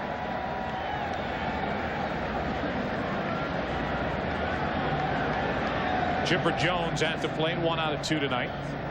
Led off the 3rd inning with a single and came home on the sac fly by Javi Lopez. 3-0.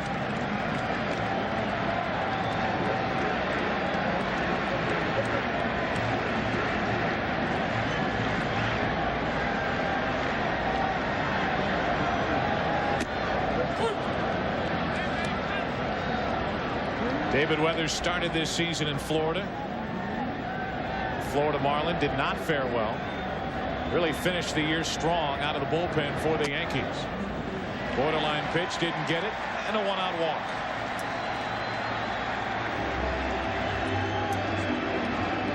Weathers, much like Brian Boehringer, a sinker slider pitcher, mostly power stuff. Will throw an occasional changeup.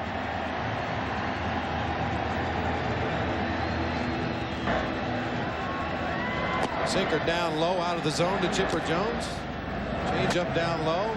Sinker that got away from him. Got the called strike on 3-0, but can't get the corner with the sinker on the 3-1 pitch.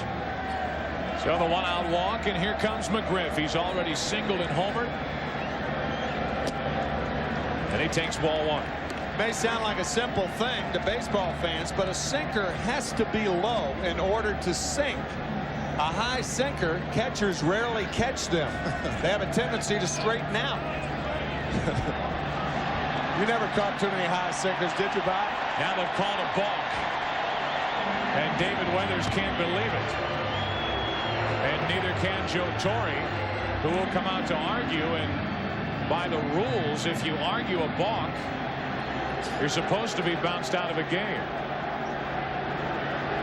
Joe Torre is going to get the explanation, and we'll give you a look.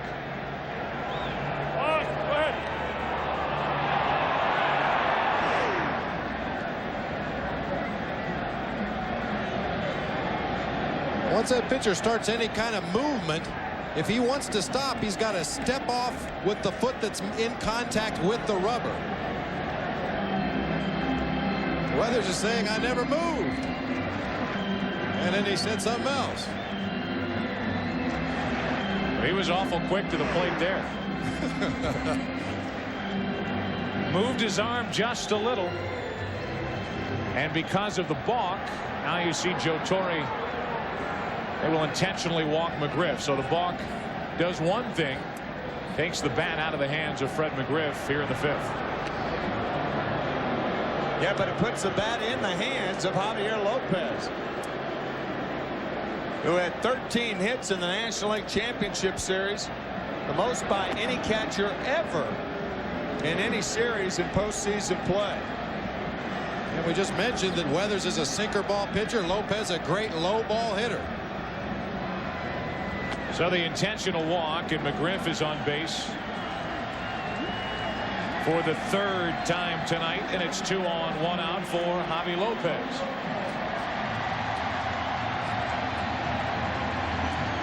Red hot across the bottom.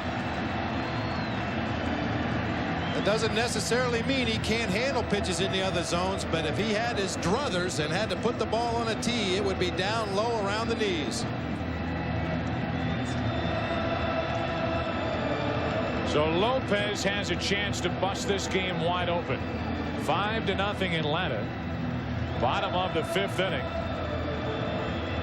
And it's 2 on with 1 out for Lopez, who tonight has driven home a run with a sac fly, walked and scored. Ball one.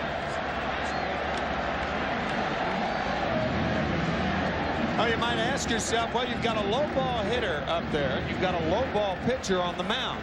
Well, what does the pitcher do? Does he throw high sinkers? No. Remember, we talked about that. You don't throw high sinkers because they straighten out. So what this at bat really is the sinker of David Weathers against the low ball prowess of Javier Lopez. 1-0 the count. One after it, 1-1.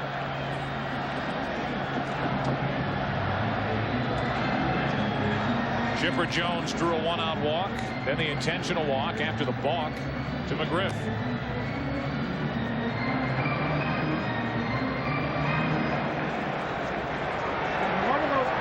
Talked to Joe Torre before the game. He said, after last night's win, I'm finally starting to enjoy this. He cannot be enjoying game 4. Well, both managers had a chance to push some buttons in that ball game last night, as opposed to the first 2 games of the series. 2 on, 1 out. Borderline pitch. Weathers does not get the call. It's 2-1.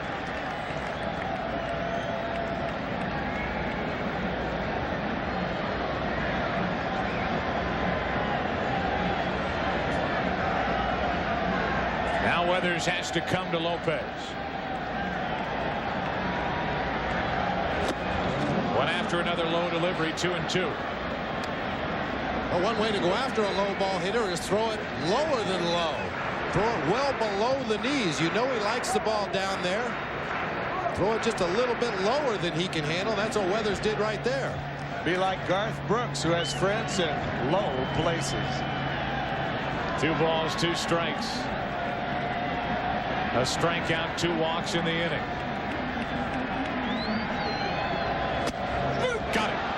2 out. That was very interesting. Low to get ahead, and then even the count. They'd go out of the zone with the breaking ball. That's a show-me pitch, and then he fouls the ball off. Now he misses with a sinker out of the zone, and he brings it up on the hands, and Lopez knew it. Fine job by David Weathers. So 2 strikeouts, 2 walks, and it's 2 on, 2 out for Andruw Jones. Jones has walked and scored a run, and he struck out. Out in front, first pitch swinging, something Andruw Jones has not done a lot of in this series.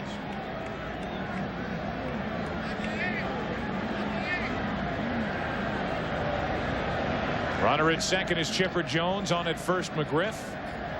Braves already out in front by 5 here in the 5th.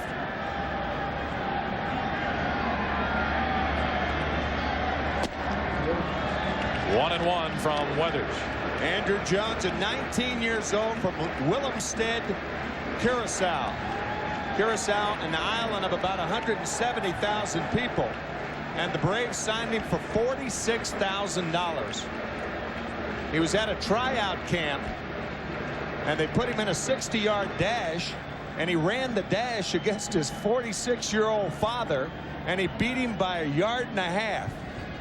Think about that. Talk about runs well for a catcher. His dad runs well for a 46-year-old. That's the way it's going now with international scouting. Yeah, right.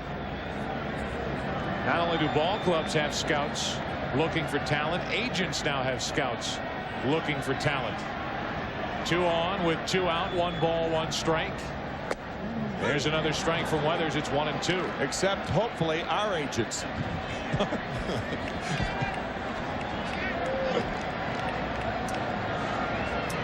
You have to go to that international market to get players who are not in line for the draft. 2 on, 2 out, 1 and 2 the count. Now 2 and 2.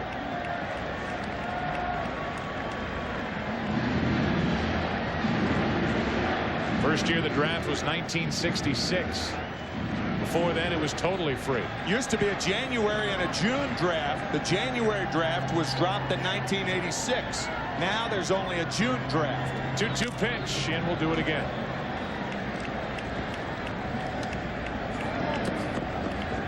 Jermaine Dye waits on deck. Andruw Jones trying to add to the Atlanta 5-0 5th inning lead. Well, if there was ever an organization that proved the value of a good scouting system, it would have to be the Atlanta Braves. They just seem to be coming up with good young talent through their system every year. And this guy's the best of them right here. Full count.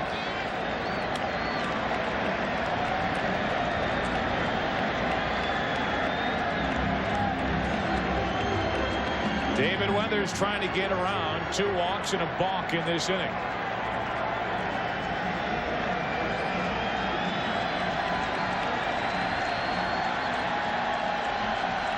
Runners will go with a 3-2 pitch. To third, Hayes can't make the play. Here comes Chipper Jones. Fred McGriff heads for third. Jones scores, and it's 6-0 Atlanta.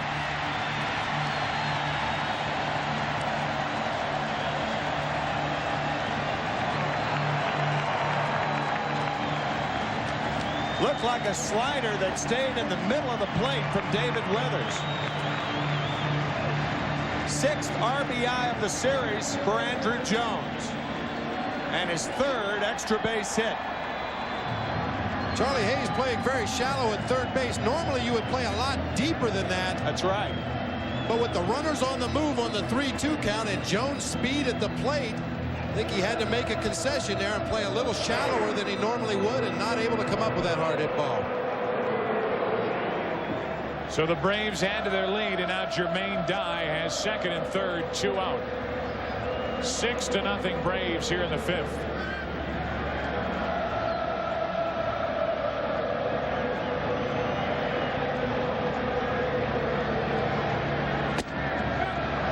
In on the hands for strike one.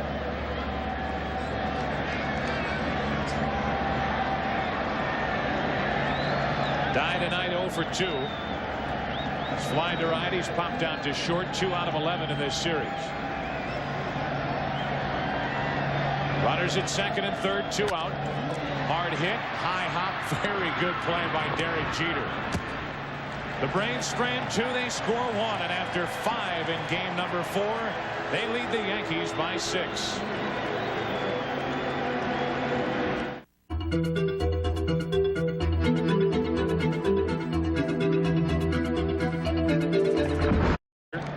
Andy Pettitte, who during the regular season was 13-3 after a Yankee loss.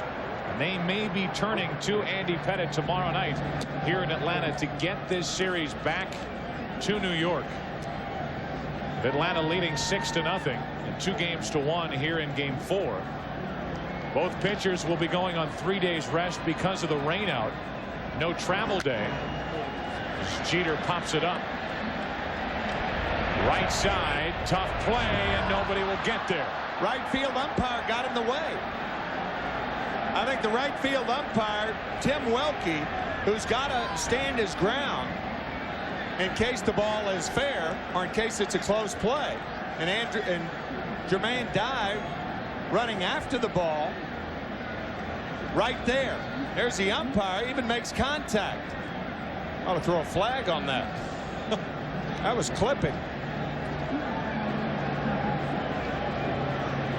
There it is right there. Tim Welke looking up. But you know the interesting thing, he wasn't on the line. He's got to be on the line or get out of the way, it seems to me. Welke was the only one in position to catch that ball. Didn't have a glove. I think he was more concerned with staying out of the way of Fred McGriff and Mark Lemke and didn't realize that Jermaine Dye was coming in right behind him.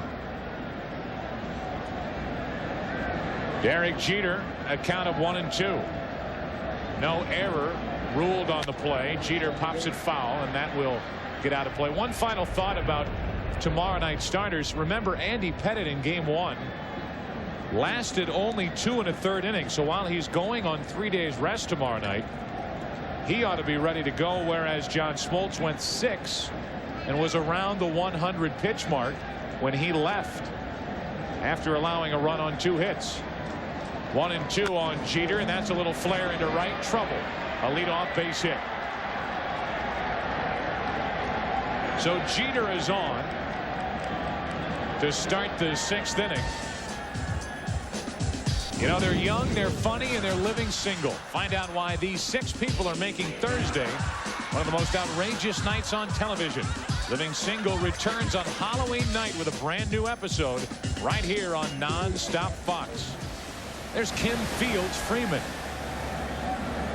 star of Living Single, although people in my generation will remember Kim as the lovable Tootie on The Facts of Life. 1 on with nobody out. Here's Bernie Williams. Ball 1. Williams 0 for 2 tonight, grounded into a double play his last time up. Who could forget Tootie? I couldn't. Nagel gives up only his 3rd hit of the night. Belongs to Jeter, and it's now 2-0 on Bernie Williams. The crowd here in Fulton County is starting to moan and groan now, getting a little restless. If Denny Nagel does get into trouble, it'll be very interesting to see who Bobby Cox gets up in the bullpen. Greg McMichael had a tough time last night. He's had a tough time in postseason. Williams could not hold his swing. It's ruled a strike, and it's 2-1.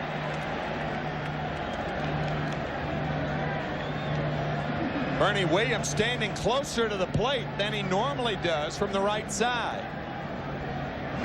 2-1.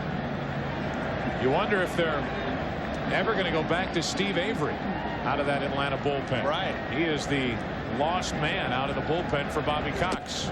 Now 3-1. Steve Avery has had such limited work in the postseason. You wonder if Bobby Cox and Leo Mazzoni would be comfortable going to him after he had the injury toward the end of the season with the rib cage problem and so ineffective at the end of the regular season.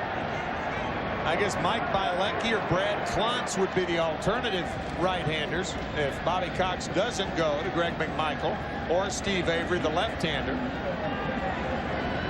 Terrell Wade, another left-hander in the bullpen, is normally saved for later in the ball game, specific matchups. 3-1 on Williams, and now a walk. So a hit and a walk, and the Yankees trying to rally here in the 6th inning. I would think the bullpen would be getting up right now, and sure enough, Bobby Cox talking to Leo Mazzoni.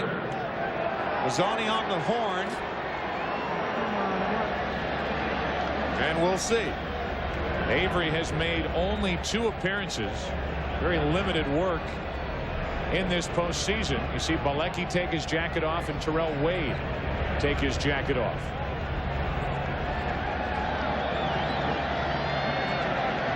Two on here with nobody out. The best start to any inning for the Yankees tonight. Fielder could cut the lead in half. He takes a strike. You know, you mentioned Bernie Williams had moved up closer to the plate tonight. Charlie Hayes and Joe Girardi did it in last night's game against Tom Glavine. Some of the other Yankee hitters taking a hint. Doesn't take long to figure out that these Braves pitchers are not going to come inside for strikes very often. The only guy who'll do it's John Smoltz on a consistent basis. Now 0-2 on Fielder. Coming up in the 9th inning, Tim Bob and I will award tonight's Chevrolet Player of the Game. Chambliss, the hitting instructor for Joe Torre with the Yankees.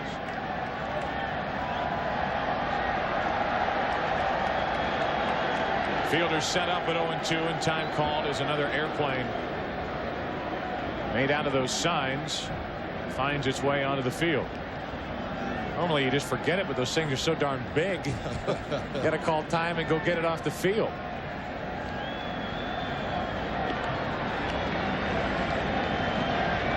A hit and a walk to start the 6th inning. And an 0-2 count on Cecil Fielder. 1-2.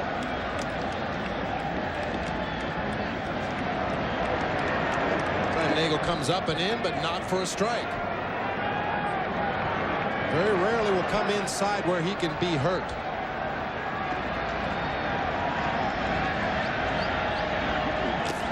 Now 2-2.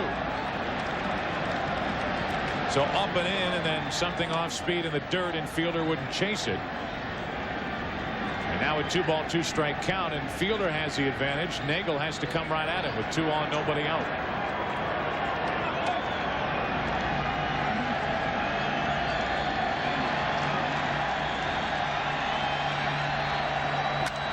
Into right field, base hit. It gets past Don. Here comes Jeter. He'll score. Headed to third is Bernie Williams. They bring him around. They miss the initial cutoff man. Williams is safe, and it's a 4-run game.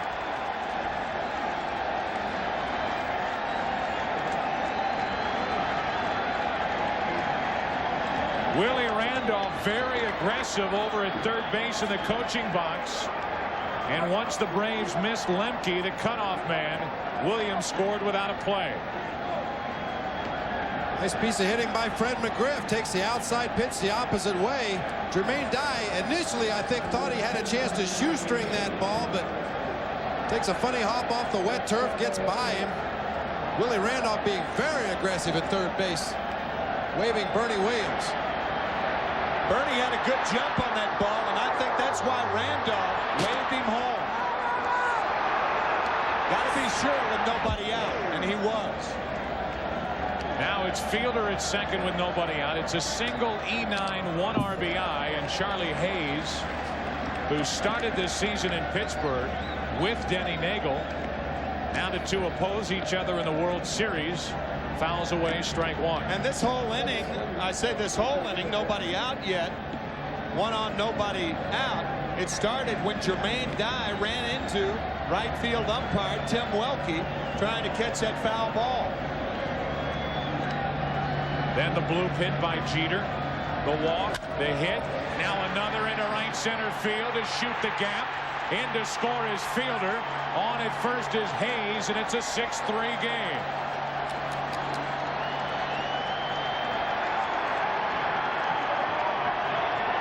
The first World Series hit for Charlie Hayes comes at a perfect time for the Yankees here in the 6th.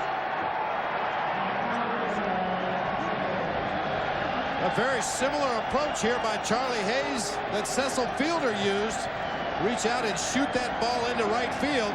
Take what Nagel gives.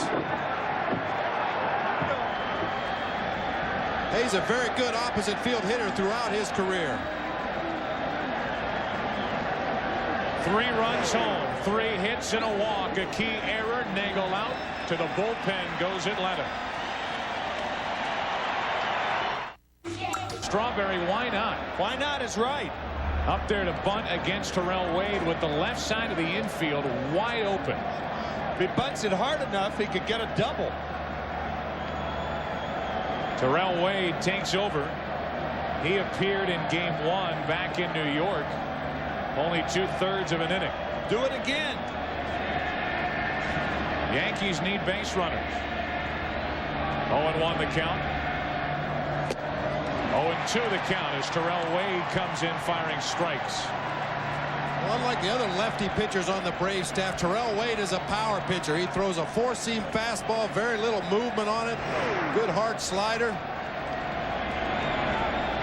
Strawberry steps out. The Yankees have never overcome a 6-run deficit in their postseason history. Trying to do it here tonight, and a 3-run 6th inning has helped get him back into the game. 3 runs home. Hayes on at first. Nobody out. 0-2 to Strawberry. Just missed the outside corner.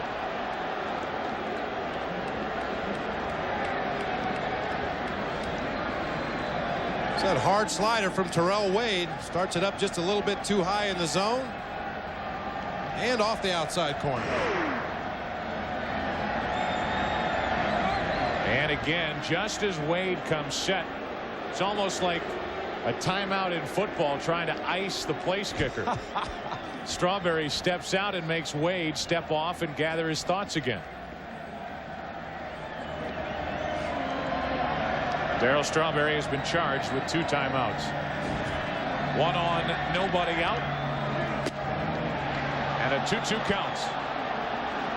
Now with Darryl Strawberry's curl, the curl of the bat in his stance, and Terrell Wade throwing that hard, it is unlikely, unless the ball's down and in, that Strawberry will pull the ball. 1 on, nobody out, and from 0-2 to 3-2.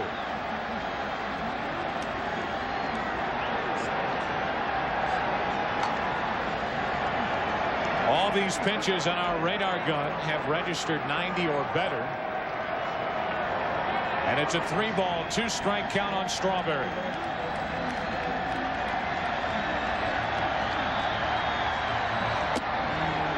The walk puts 2 on with nobody out. Second walk of the inning, and the Yankees have something cooking here in the 6th. I would imagine Wade was brought in to pitch to one hitter. He missed on some very close pitches. I think Bobby Cox giving his right-hander a chance to warm up. Even though Steve Avery is warming up now as we speak, and Avery very effective against right-handed batters. You would expect to see Bilecki come in here with Mariano Duncan coming to the plate. So the second pitching change of the inning. Wade jumped out in front 0-2 to Strawberry. He walked him. 2 on, nobody out for the Yankees, down by 3. Martinez and O'Neill left, along with Leyritz on the bench for the Yankees. Right now it's Mariano Duncan with 2 on, nobody out. Tying run at the plate for New York here in the 6th inning. Bilecki, a high strike.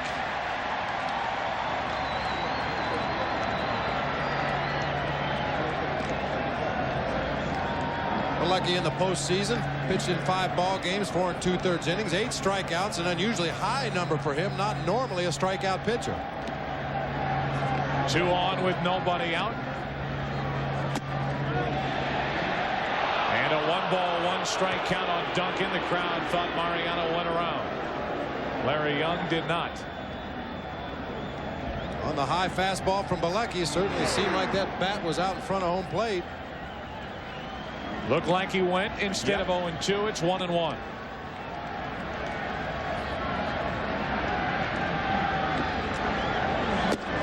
Over the outside corner, a perfect pitch from Bilecki, strike 2. Right there. Fastball.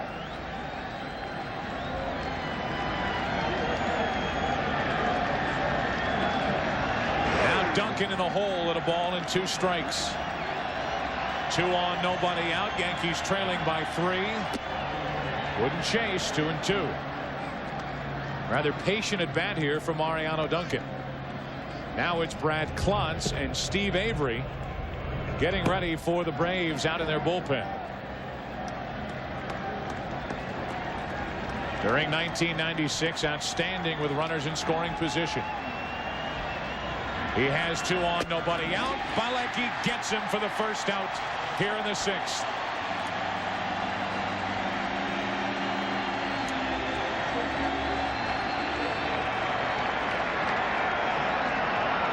Paul O'Neill getting ready over on the dugout bench. And they may lift Girardi right here as Bilecki just blew it right past Duncan.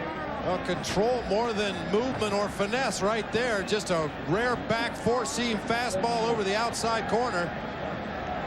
Bilecki will sink his fastball from time to time. He's got a curve, a slider, and a change, but this is just good old-fashioned country hardball here. So Duncan strikes out, does not advance the runners, which is a key to that at bat. The runners still at first and second, 1 out. Paul O'Neill will come off the bench and hit for Girardi. And we'll see if the Braves go to Steve Avery. Well, I think because of the way Mike Bilecki is throwing, that Bobby Cox may indeed stay with him. A lot of times you forget about the percentages and you go with the guy who's throwing the ball hard. And he was throwing the ball hard to Mariano Duncan. I mean, here's a guy, Mike Bilecki, who in spring training was going to quit baseball. And then his buddy, Kent Merker, the left-handed pitcher who was then with the Baltimore Orioles, he gave him a call and he said, "Why are you going to quit?" So Mike said, "Well, you know, you got a point." So he shows up at the Brave spring training. After all, this is his 3rd time around with the Braves, and they were so impressed they signed him to a minor league contract, and he made the club, and here he is in the World Series. Great story. He struck out Duncan. He has 2 on, 1 out, and Paul O'Neill off the bench to face Bilecki. Low for ball 1. Right now, Bilecki and Wohlers by far the 2 most dependable out of the Atlanta bullpen for Bobby Cox. Right. A .338 hitter against right-handed pitching is Paul O'Neill batting for Girardi.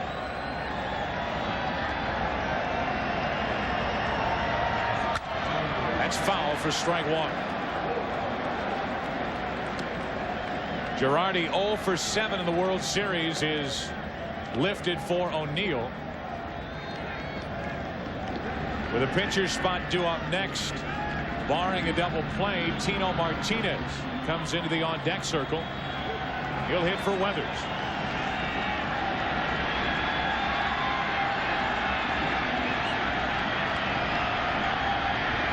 Two on, 1 out, and a 1-ball-1-strike pitch to O'Neill. Strike 2.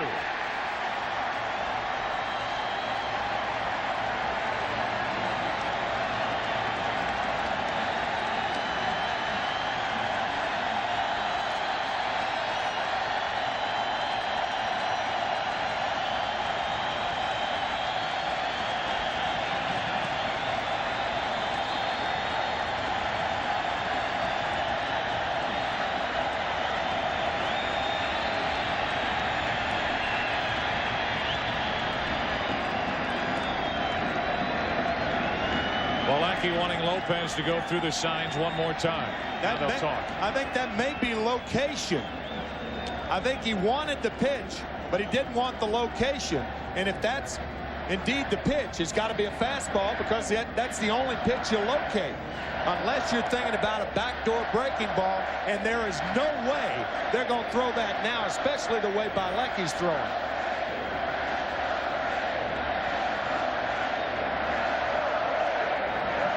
Leo Mazzoni, the pitching coach, a deep breath, and he starts rocking again. The Yankees have their chance here in the 6th inning. They've scored 3. They have 2 on, 1 out. 2-2 on O'Neill. Charlie Hayes, a big hit in this inning, a walk to Strawberry. Then Belenky came in to strike out Mariano Duncan. A key player in this mix is Darryl Strawberry at first base. Has got to get a jump and break up a double play. That's out of play. And you're right about Belenky pumping it up. Leo Mazzoni told us the other day he may get to 90. Belenky on that last pitch, 91. O'Neill grounded into 21 double plays on the season. Fred McGriff playing way behind Strawberry at first base. He's really got to work to get a good lead and try to beat that force at second. 2-2 on O'Neill. Got it.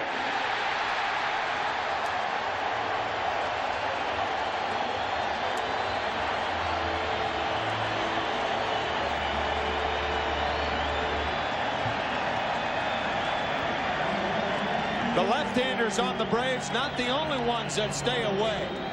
Watch Belenky's pattern. After he gets ahead, away, fouled off, away, fouled off, struck him out, and Paul O'Neill knew it. So Belenky comes in and shuts the door on the first 2 hitters he faces. Strikes out Duncan, strikes out O'Neill. 2/3 of the way there. He'll now deal with Tino Martinez. 2 on, 2 out. Ball 1. Tell you, so far, Joe, the heat he has been serving up has warmed this crowd here in Atlanta. All fastballs. Tino Martinez looking for his first run driven in the 1996 postseason.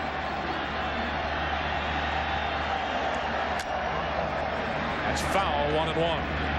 Belenky finally goes to the split-fingered fastball after pumping one fastball after another. Gets Tino Martinez to chase a split finger and ground it to the right side, foul.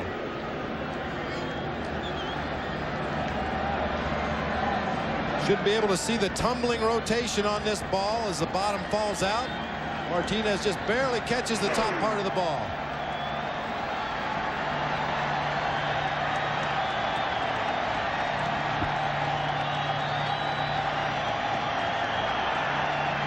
Two on, 2 out. Right through it, strike 2.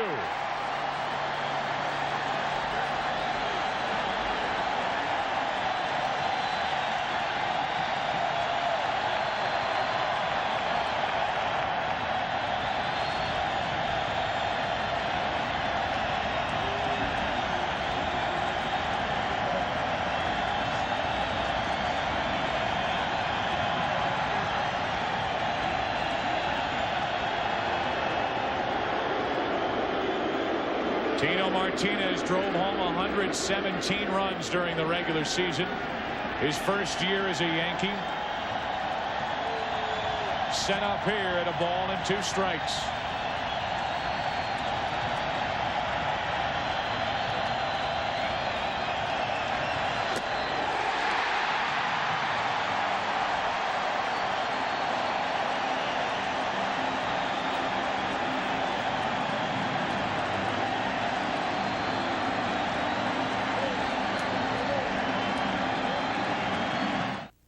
Why do I? In their 3-run 6th inning, and they've left 6. From high above, our shots are from the Goodyear Blimp Stars and Stripes. Again, our thanks to Captain Richard Daniels from Burbank, California, and his crew for the many spectacular shots during tonight's telecast. The Atlanta Braves have to be thrilled that Mike Bilecki rolled up on his Harley this spring. He just rolled right through the Yankees in the top of this 6th inning. Motored right on by those left-handers. Got Duncan. Then he got the lefties O'Neill and Tino Martinez. 3 strikeouts in a row to keep it a 3-run game, and now it's Jeff Nelson on for the Yankees. Takes over for David Weathers.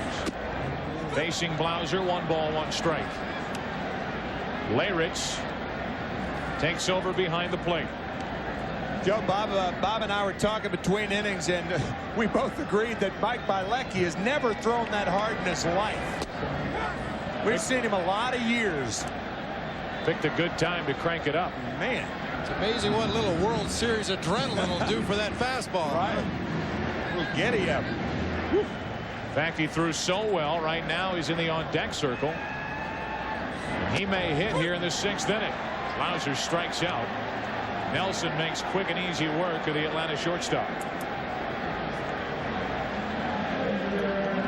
Nelson with the herky-jerky sidearm delivery and throws a slider. You can see the rotation on that ball breaking right off of Blauser's right shoulder across the heart of the plate. A semi-standing O for Mike Bilecki as he climbs into the batter's box. More like a standing U almost. Bilecki had 1 hit during the regular season.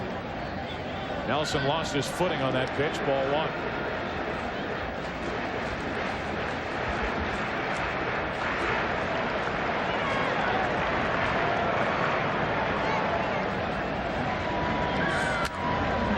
Pretty good swing. 1 ball, 1 strike. The Yankees in the 7th inning will have the top of their lineup. Range, Jeter, and Williams. And it's obvious that Bilecki will trot back out and start the 7th. Range will try to get it going. Bilecki took a ball. It's 2-1 as Nelson wanted that pitch, didn't get it. You can see the little hesitation by Jim Leyritz before he threw the ball back to Nelson. They both thought that was a good pitch. 2-1 on Bilecki. 3-1 from Nelson. Should take a pitch right here. Yep. Guy at the plate that's not really adept at swinging the bat. Force that pitcher to throw at least 2 more pitches. Full count.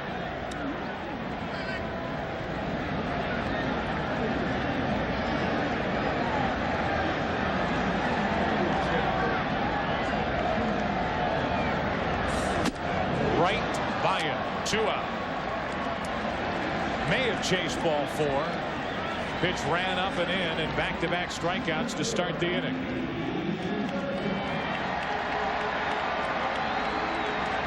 Definitely ball 4. Sinker that got up. Bilecki with no chance to hit that pitch. And you know what? It doesn't matter to Bobby Cox. Or to Bilecki. No. He just wanted to get out of there without getting hurt. You think about what Bobby Cox did. I mean, how many managers would have taken the bait? Joe Torre sends up Paul O'Neill, the left-handed batter. Tino Martinez, the left-handed batter.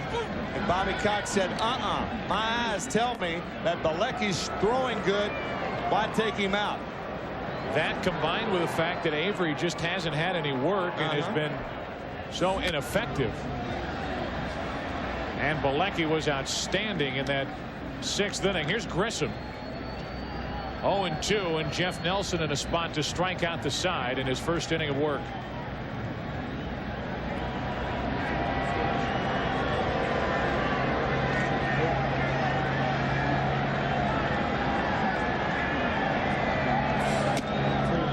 One and 2.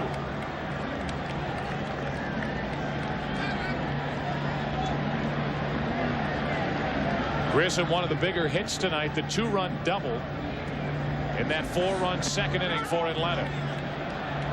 Checked his swing. 2-2. Get a look from up above. Grissom. He was out there in front of the plate to me. Got fooled on that pitch from Jeff Nelson. Waits for the 2-2.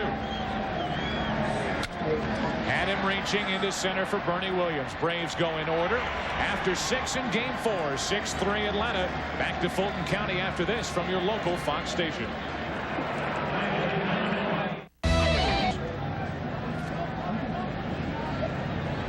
Raines hitless tonight. Strike 2.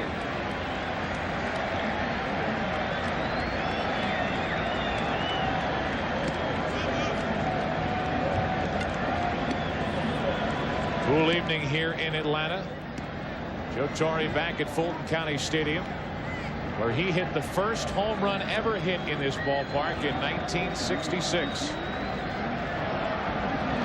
And he'll manage the final game played in this ballpark here tomorrow night. 1-2 the count on Raines. Matter of fact, his battery mate right now on the left of your screen, Tony Cloninger, who is the bullpen coach for Joe Torre. Tony worked 13 innings in that first game. Real workhorse right there, Tony Cloninger. 1-2 on Raines. Got under it, popped it up. In comes Jermaine Dye, and Raines is 0 for 4.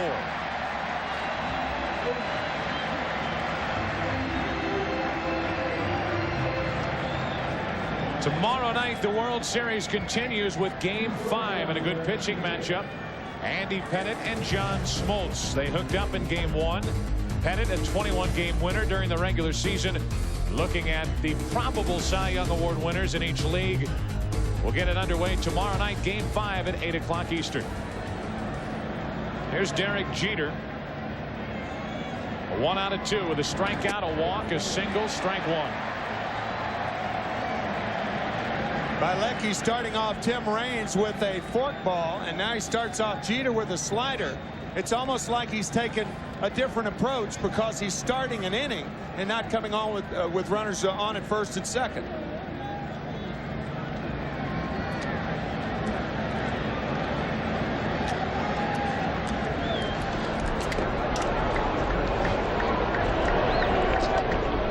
Nothing shaken in the 7th inning for the Yankees. 1 ball, 1 strike.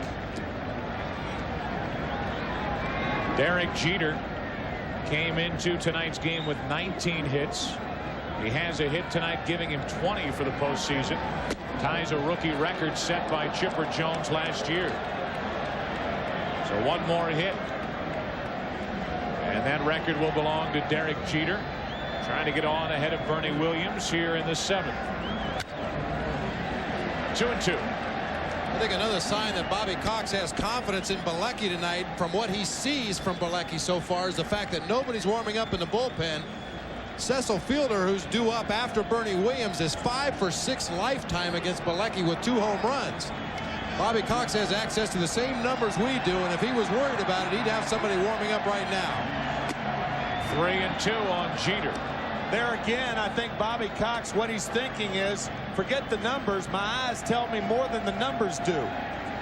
That's why I allowed him to pitch to the 2 left-handers per chance. Raines fly to right. Jeter stays at the plate with a full count. What's really going to be interesting is the setup role tonight. McMichael has had a rough postseason, at least 2 games very rough, including last night. Bilecki rolled right through the 6th. He's 3-2 with 1 out, nobody on in the 7th, and he issues a 1-out walk. Jeter is on, and that for the Yankees is the 6th walk they've been handed tonight.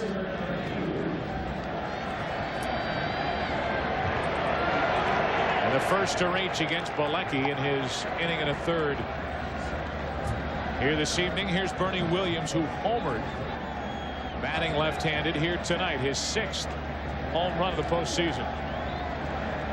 And even as a left-handed batter, Bernie Williams drawing that line right out towards second base, and the pitcher, there it is right there, to remind himself not to overstride. Bilecki was getting ready to work to Williams,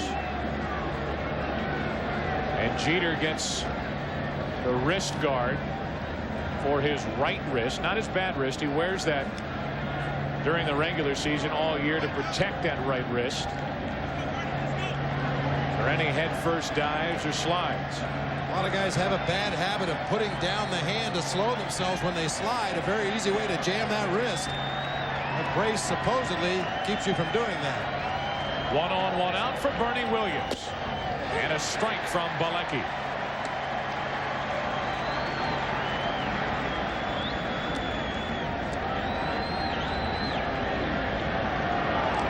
Yankee bench still has Fox, Aldrete, Boggs available. Right now it's Williams, who tonight is 0 for 2 with a walk.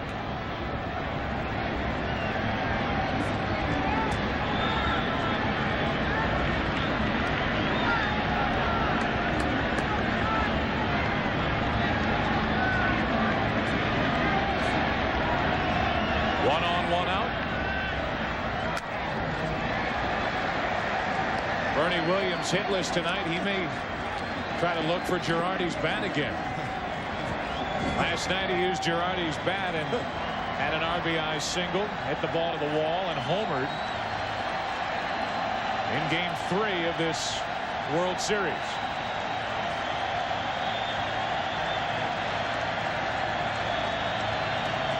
Oh, and 2 on Williams.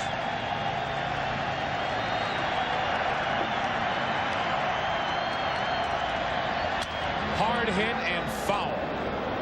Boy, an 0-2 pitch, and Bilecki made it too good.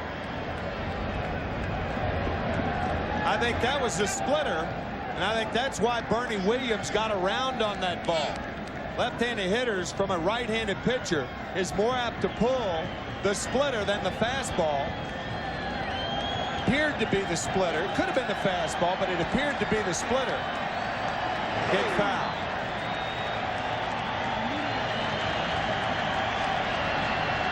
Jeter, a 1-out walk. 0-2 on Bernie Williams.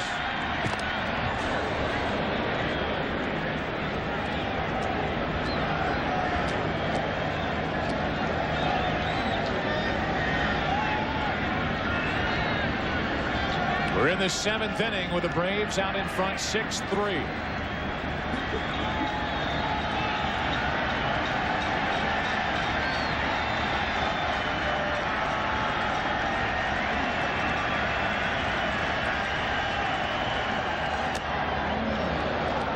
One and 2 from Bilecki. And when you miss that high, that means you're trying to overthrow it. Bilecki's had a good fastball when he stayed in his rhythm. That time he tried to hump up a little bit harder. Threw the ball way high out of the strike zone. So the Braves are out in front, Leo. 1-2 the count on Williams.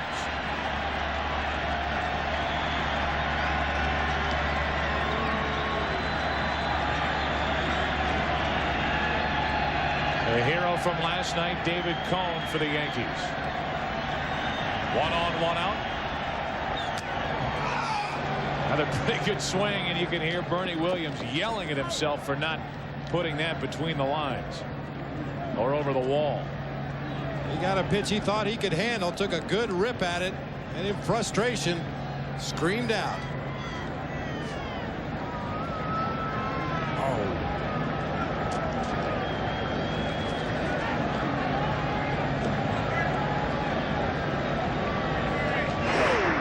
Bilecki starting to get his pitches up just a little bit. You know, you notice those pitches too. And Martinez and Duncan weren't particularly down, but it may have, because of inactivity, lost just a foot or two off that fastball. Bilecki not a real low ball pitcher. He's throwing that 4-seam fastball, and that's not really a pitch that you want down all that much. 1-2 the count. Williams strikes out.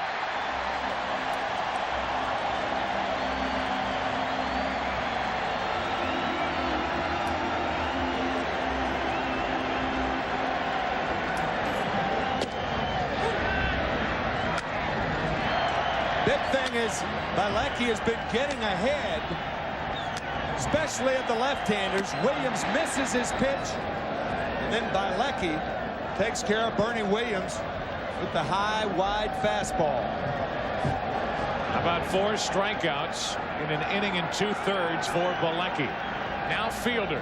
1 on, 2 out. Ball 1. If there's anybody who does know the stat other than Bob Brentley, Fielder against Bilecki, it's Bilecki. That's why that strikeout of Bernie Williams was so important, as Mark Wohlers is up and throwing. 1 on, 2 out. Into left field. Falling into the glove of Andrew Jones. 2 shutout innings from Mike Bilecki. A deep breath. He lets it go. Time to stretch. Braves by 3.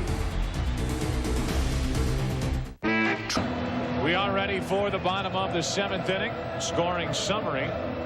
Braves get 4 runs in the 2nd inning. It started with a McGriff home run. The Yankees 3 runs in the 6th inning. Fielder and Hayes driving in runs. 1 scored on an error. Bilecki outstanding. Kenny Rogers was not.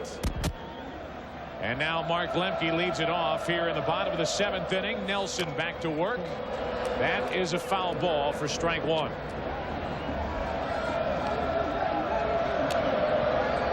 It'll be Lemke, Jones, and McGriff. We asked the question last inning about who would Bobby Cox's setup man be tonight after McMichael failed last night. Well, there's the answer. Mark Wohlers is going to set up. Mark Wohlers getting ready here in the bottom of the 7th inning. Should make you believe he'll pitch in the 8th and start the 8th. A strike from Nelson. It's 0-2 on Lemke. I don't think there's any question about it, Joe, because he would not be up and throwing and getting warm if he weren't coming in the 8th inning. As we say that, he's going over toward the bullpen, but I think it's just for water.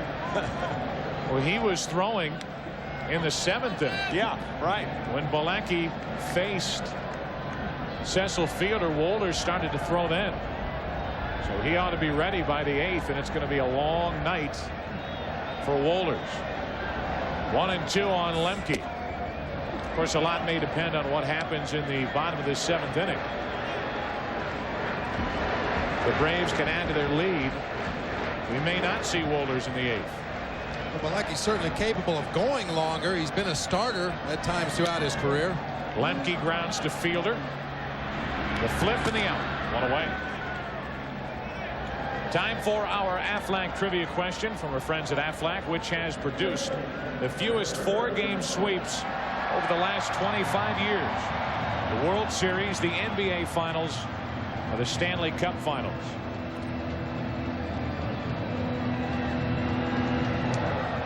One sweep that comes to mind, the Cincinnati Reds over the New York Yankees back in 1976. Last couple of Stanley Cup Finals have been sweeps.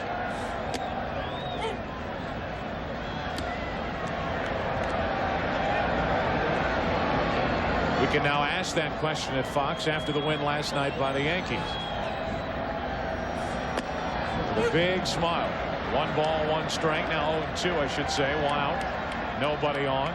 1990 Cincinnati Reds swept the Oakland Athletics, as did the Oakland Athletics over the 89 San Francisco Giants. That's 3. 1-2 now. The count on Chipper Jones.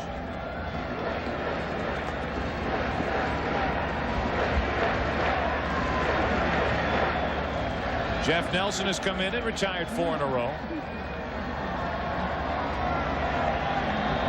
I think we're out of bullets as far as baseball is concerned. To the right side again. Mariano Duncan stays with it. 2 out. Think of any more sweeps in baseball over the last 25 years? The 3 you mentioned are the only 3 that came to my mind, and that was only after you said them. 2 out, nobody on here in the 7th inning for McGriff. I'm going to go with the Stanley Cup Finals. I don't know why. I guess the NBA. Just NBA Finals. There's a strike to McGriff.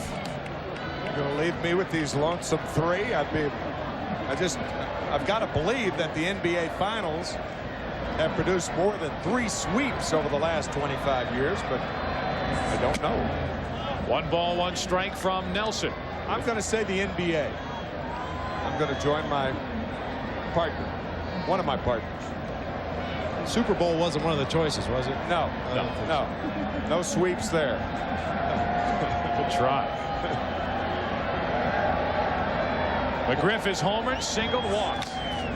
What a postseason he has had after a lot of people wondered what was going on with McGriff at the start of the National League Championship Series. In the division series against the Dodgers, he was deadly.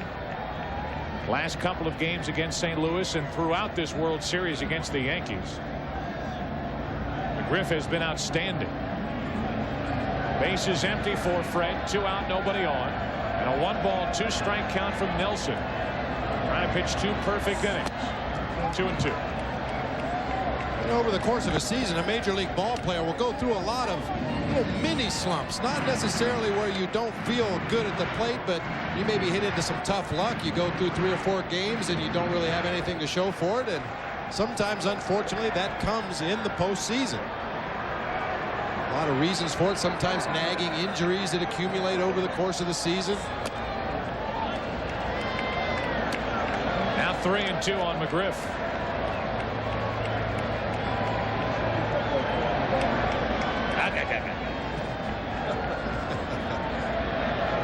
They call him Popeye.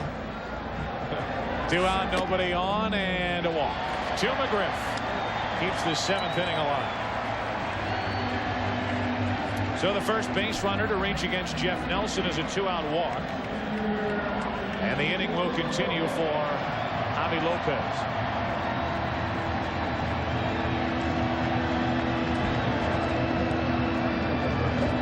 Lopez tonight is 0 for 1. He's walked. He's driven in a run with a sac fly. Here's another guy who came to play when the curtain came down on the regular season. National League Championship Series MVP for Atlanta, an easy choice.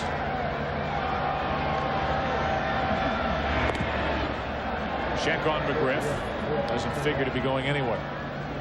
Well, that's been the book on McGriff when you read the advanced scouting reports. Just don't ignore him at first base. If you forget that he's over there, he has a way of sneaking off that base and stealing when you least expect it. But if you usually throw 1 throw over there, that'll stop him. Now as the Braves get a base runner, more action for Atlanta in their bullpen as Wohlers has company out there.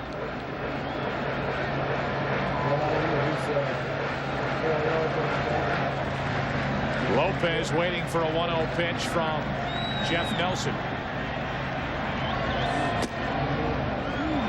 Now 2-0. Brad Klontz is by himself right now, but Wohlers again went to the bullpen to get something, and now he's coming back out. So I think depending on what the Braves do in this bottom of the 7th inning will tell us who will be on the mound in the 8th. 3-0 on Lopez. You would guess if it stays a 3-run lead, we'll probably see Mark Wohlers. The Braves should happen to score some runs here somehow. Perhaps Brad Klontz would then be the man, although it looks like Klontz has put his jacket back on. There's a strike. You know, Bobby, it's not beyond Bobby Cox to play a couple of games with that bullpen, and I don't think it's just a coincidence that every time we show you the bullpen, a different guy is standing up and throwing. Klontz threw about 5 pitches. Now he goes over and sits down. That's off the plate. Nelson waits for it to return to the atmosphere, and the inning is over. A 2-out walk to McGriff. We head to the 8th. Wohlers comes in from the bullpen. Now he stops. He goes back. Who will it be? We'll find out in a minute. Charlie Hayes leads it off. A swinging bunt that will roll and stay fair. Unbelievable. A leadoff base hit, and Hayes is on to start the 8th inning. Bob, it's unbelievable. You were talking about that a couple of days ago at Yankee Stadium. It's on the grass, stays fair. If it's on the dirt, it's not. And this is where the home field advantage comes in. You should know your own field. That ball's headed foul, hit something, and came back in. Normally, you would know your own field well enough to know whether that ball's going to stay fair or not. And you could see right there it bounced and came back into fair territory. Didn't get far enough in to hit the grass and go back foul. You could read Bud Selig's signature 18 times as it went down the third base line. Here's Strawberry. And there's ball one outside. Alan H. Selig. That's right. So a leadoff hit, and Wohlers, who has a long night ahead of him, a 2-inning night, takes over. A leadoff hit. Now Strawberry with Duncan to follow. Wohlers has picked up 6 straight postseason saves. He's really going to have to work for this one. 1 on, nobody out. Strawberry overmatched, 1-1. Well, Darrell's not going to be able to hit the high fastball off Mark Wohlers. If he hits the fastball, it's going to have to be down. And you see the riding high fastball right there. And after the swing, Darrell, you can see with his hand telling himself, make him get it down. Yep.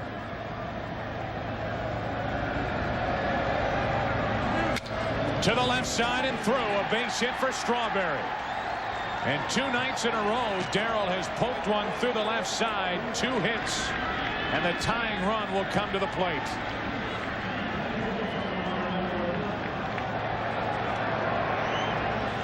Remember, the first fastball was by Strawberry. That was up. That's the base hit. That ball was down. That was about thigh high, mid-thigh high. The pitch through which he swung was the pitch before. That one right there. And then you could see the fastball dipping and Darrell dipping into the single bunch. Now Mariano Duncan. Up there swinging.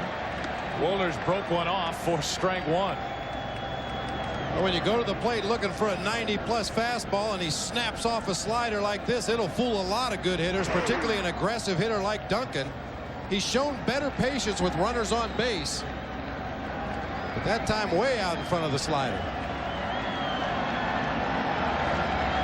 Duncan's only hit in the World Series came here last night.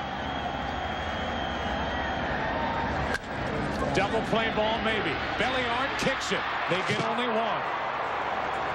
Belliard into the game for defensive reasons.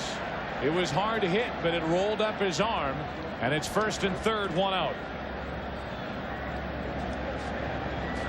Another slider after getting Duncan to chase the first one. This one is a pretty hittable pitch over the plate. Belliard just plays it off the heel of his glove, off his wrist, up into his body, only able to get the force.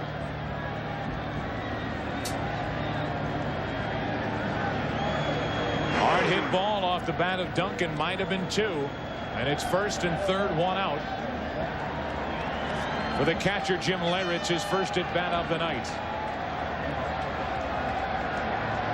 It's not beyond Leyritz to try to pop one over the right field boards. That's where his power is the opposite field. Big swing. He was right on it. 98 miles per hour for strike 1. Mike Aldretti off the bench and on deck. He'll hit for Nelson.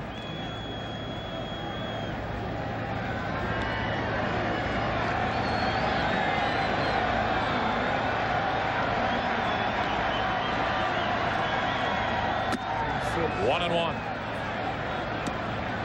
86-mile-an-hour slider from Mark Wohlers. It's faster than the best fastball Denny Nagel threw in the ball game. Right, right. That's right.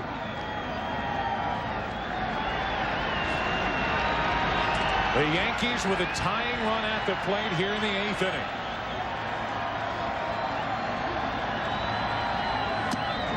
And now 2-1 on Leyritz.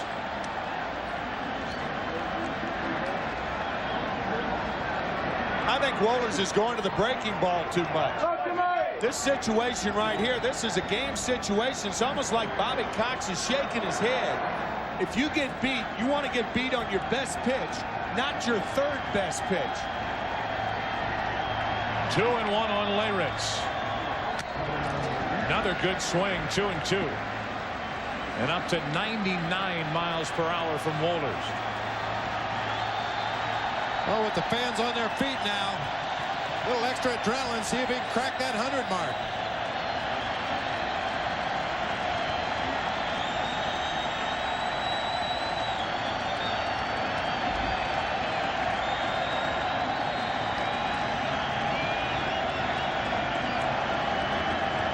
Back-to-back singles and a force out. And a 2-2 pitch coming to Leyritz.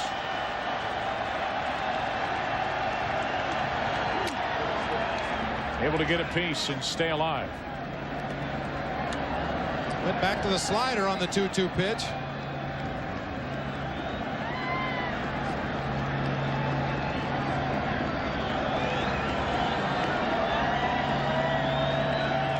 Should be able to see the rotation on this pitch.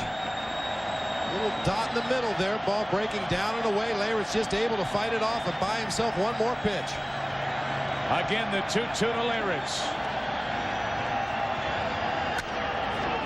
In the air to left field.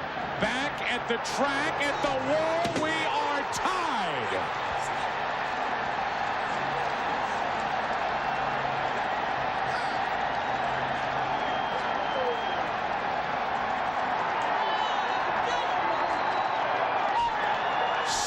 Six here in the eighth. And it was a slider in the eyes of Leyritz.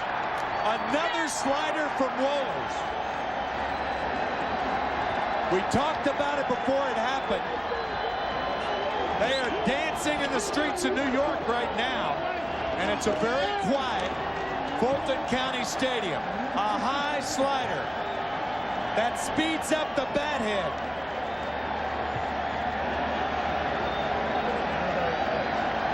That's why Leyritz pulled the ball, because it was a slider and not a fastball. I don't believe I've ever seen Mark Wohlers throw this many sliders in his life.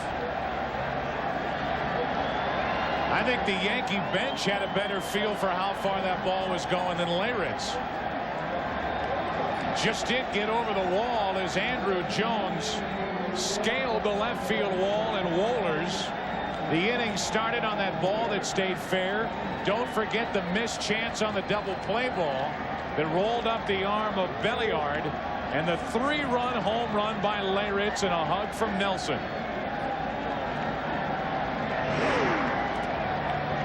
What a remarkable comeback by the Yankees. They had never overcome a 6-run deficit in their postseason history. And you know what kind of history that's been. 34 World Series. They've won 22. They've lost 11. Wow. Wow. The wife of Jim Leyritz. And Jim, his heart is pumping. Remember last year, the division series against Seattle in extra innings at the stadium. He poked one the opposite way. That was in '95, and in '96, even bigger in the World Series.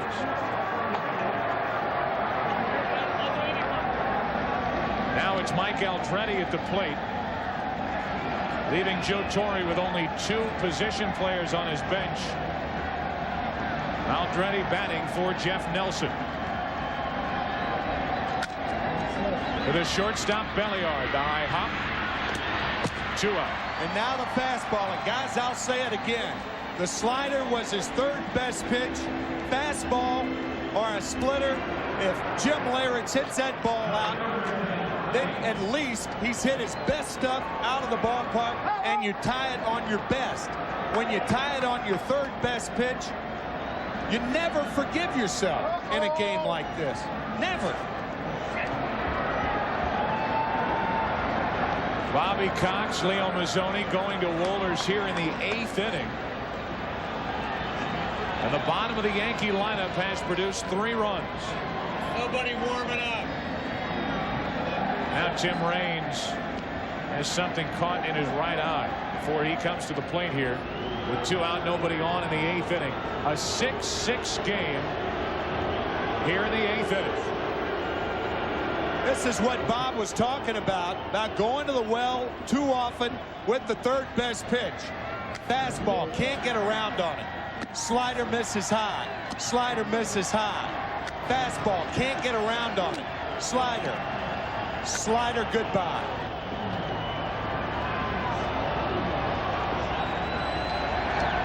His first at bat of the night produces a game-tying 3-run home run here in the 8th.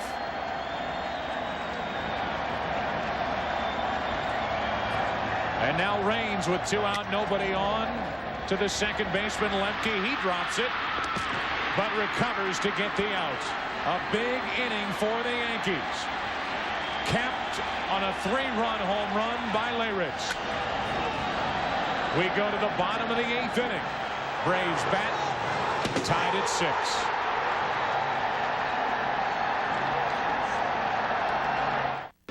The retirement savings specialist. By Toyota and their full line of quality cars and trucks.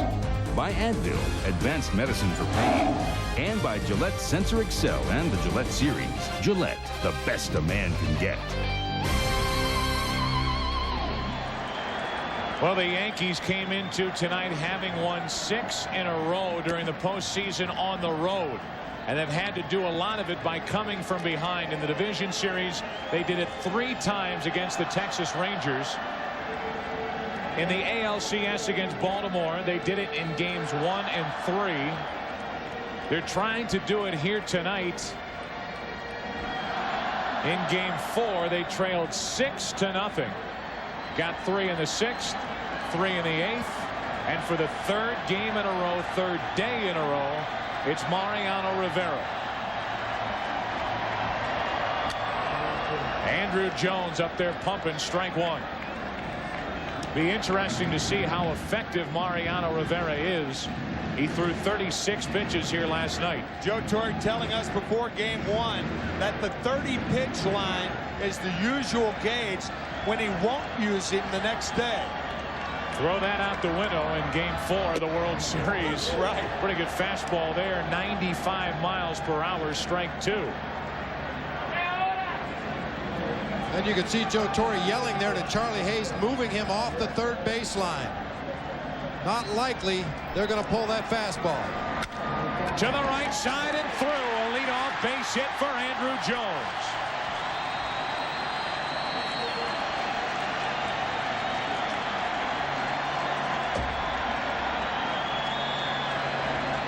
Now the Braves will call Ryan Klesko back to their dugout and send in the rookie Jermaine Dye.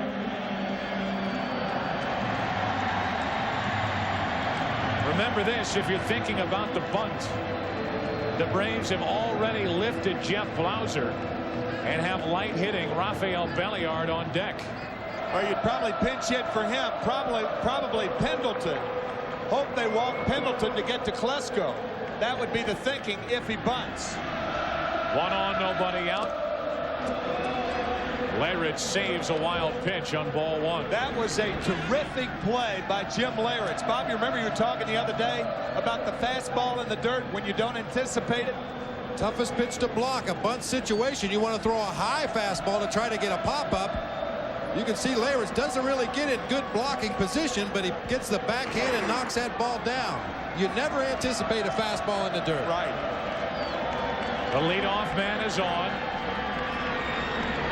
Dye showing bunt early.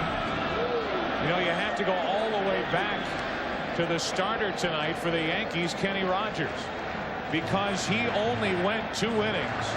Joe Torre had to go to his bullpen in the 3rd, and right now he's only left with Graham Lloyd and John Wetland in the Yankee bullpen. Almost forced to use Rivera. Good luck trying to bunt that. Strike 1. Going to have to bunt the ball to first base here. Charlie Hayes is positioning himself about 60 feet from home plate and charging on the pitch. If he bunts that ball to 3rd base, there's a good chance to get a double play or at least get the force at 2nd. I didn't appear real comfortable with this bunt attempt. Not too many guys will be against Mariano Rivera. 1 on, nobody out. And the bunt to first is foul for strike 2.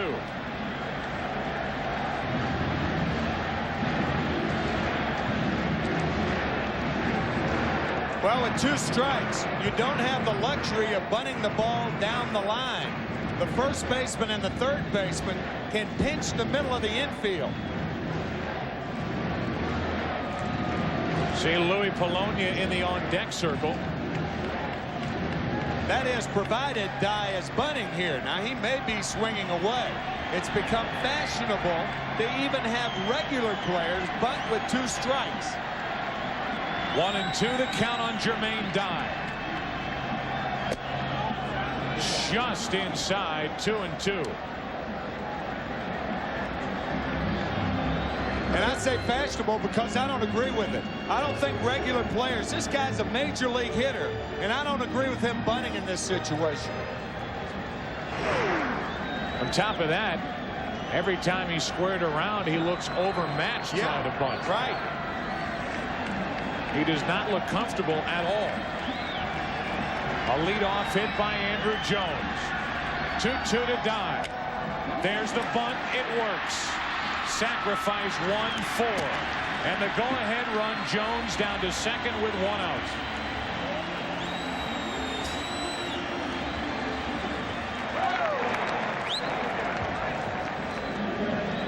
Well, as uncomfortable as he looked on the first 2 attempts, this one he bunts perfectly. As you said, Tim, keep it away from the line, get the ball down on the ground in fair territory. Depend on Andrew Jones to get a good jump at first base and beat any attempted force play. No chance to get him at second. And no chance for Joe Torre to walk Luis Polonia right here, even though first base is open, because you have Ryan Klesko on deck. Just go right after Polonia. Mel Stottlemyre out to talk to Rivera as Polonia stands in. The Braves pinch hitting has been atrocious. Pinch hitting wise, the Braves are 0 for their last 20, which is the longest drought in postseason history. And they asked for a big hit out of Polonia. The bench has not been kind to Bobby Cox in the postseason the last 20 tries, which dates back to last postseason. I think Mel Stottlemyre, the pitching coach of the Yankees, said 2 things to Mariano Rivera. Go after Polonia and watch Jones at second base. Jones a fast runner, and if you don't pay attention to him and he steals third, then the chances of the Braves picking up a cheap run increase. A leadoff hit by Andrew Jones on an 0-2 pitch to the right side. Klon's getting ready in the bullpen. But it's Polonia now off the bench to face his former team.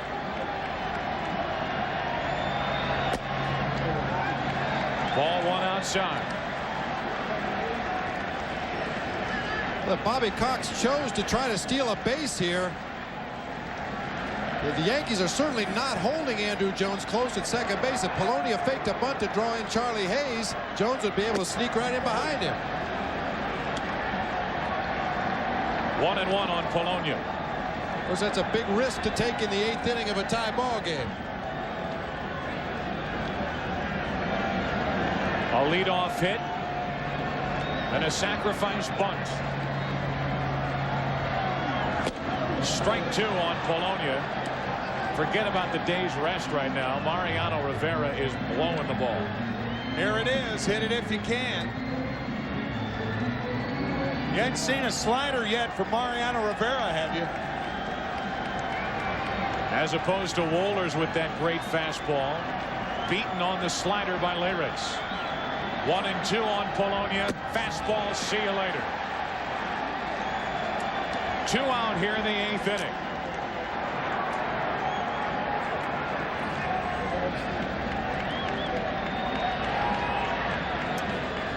What do you do when you pull a car into a service station? You fill it up with gas, gas, gas, gas. And with the strikeout of Polonia, that makes the Atlanta bench 0 for their last 21 in pinch hitting appearances. That also means that Bobby Cox will call Ryan Klesko back and leave Eddie Perez in to hit, batting in the number 9 spot. I think what Bobby Cox was trying to do to Joe Torre was try to coerce him to walk Luis Polonia by putting Klesko up there, perhaps. Here is Eddie Perez. Ball one inside as Perez stands at the plate for the first time in this series. We saw Bobby Cox do that in the National League Championship Series when he sent Terry Pendleton up to the plate. Tony La Russa didn't bite. Way late and a dangerous foul ball into the seats. 1-1 on Perez.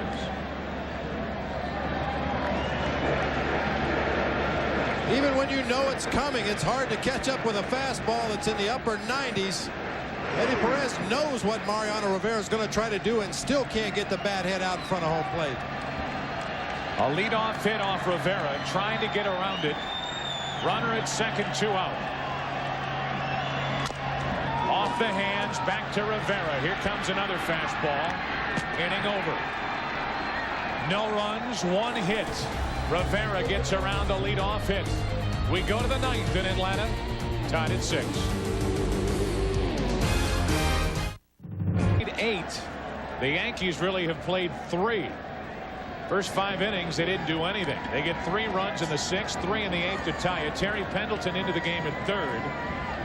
Moving over to short is Chipper Jones. Interesting that Bobby Cox wouldn't use Pendleton as the pinch hitter instead of Polonia.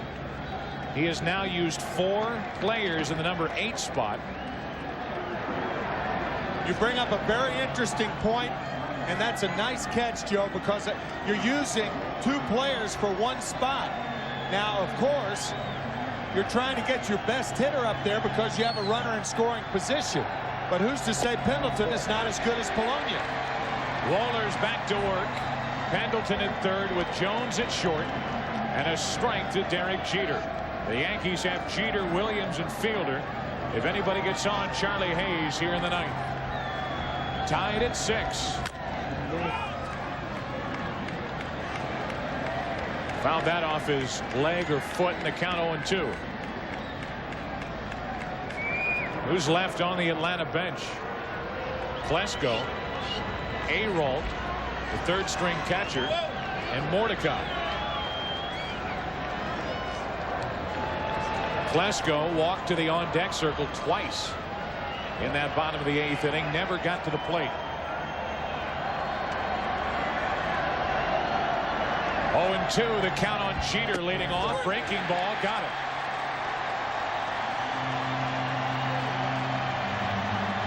One out here in the 9th inning as Wohlers rings up his first strikeout. And this is a split finger fastball from Wohlers, a pitch that sets up off of his regular fastball, just dropping over the outside corner. So Jeter 1 out of 3 tonight. Batter will be Bernie Williams. There's Boggs and Andy Fox left for Joe Torre on the Yankee bench.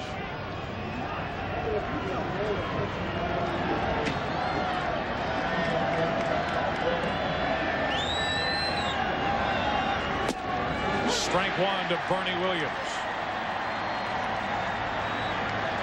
Tonight hitless with a walk and a run scored back in the 6th.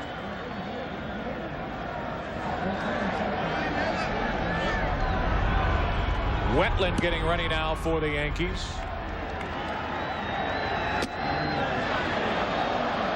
.99 miles per hour from Wohlers. Some lessons you learn the hard way. Mark Wohlers, so far this inning, all hard stuff, fastballs and splits. He has not thrown a slider since the 3-run homer to Lawrence. Splitter there, missed. 2-1. It's a much more explosive break on that split finger fastball as opposed to his slider. Talked about that slider all year long. And for years and years, that's the easiest pitch to make a mistake with. 2-1 on Williams. Broken bat, ground ball to Pendleton.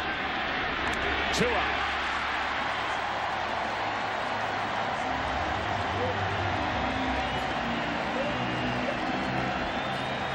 That bat made it all the way from New York this morning, and it's broken here in the 9th inning. Took 24 hours on FedEx and 1 swing to crack.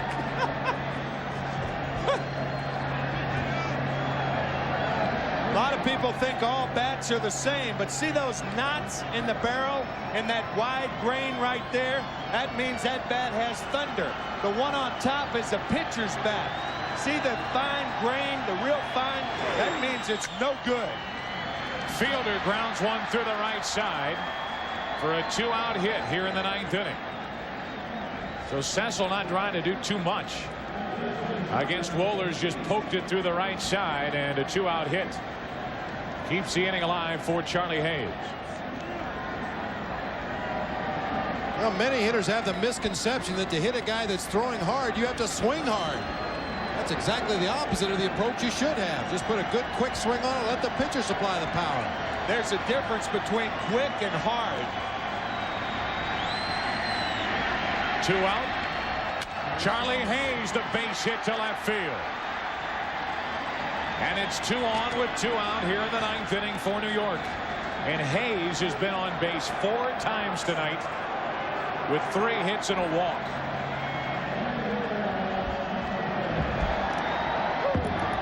It's down and in on Charlie Hayes.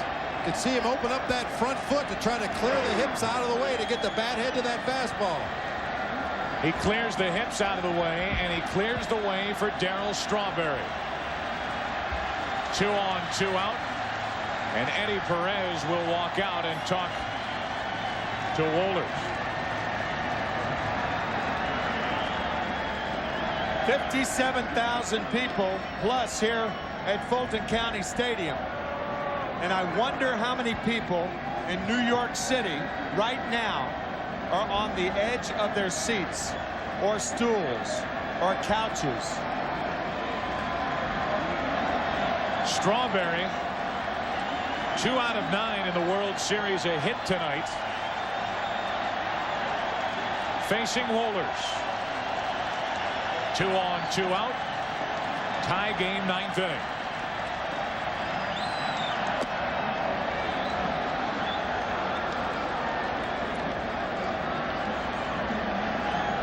You two talked about it earlier. That pitch was dangerous from Wohlers as it missed low. Dangerously down. Just about to say a pinch runner might be in order here for Cecil Fielder at second base, and Joe Torre does send Andy Fox out to run. Mariano Duncan has played first base throughout the season for the Yankees. Tino Martinez was taken down as a pinch hitter earlier. That's the go-ahead run at second base. You better have somebody out there that can score on a base hit. So the pinch runner Andy Fox is the lead runner at second base. Fielder kept this inning alive with a 2-out hit to right. And only Wade Boggs is left on the bench for the Yankees. 2 on, 2 out for Strawberry. To the left side, trouble. That's a base hit. And that'll load the bases here in the 9th inning. I don't think Eddie Perez ever saw that ball. I think he thought it was either foul, bounced over his head. He made no move whatsoever to go after that ball.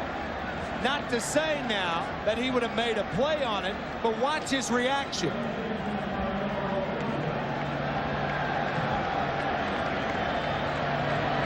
Never even got into the picture.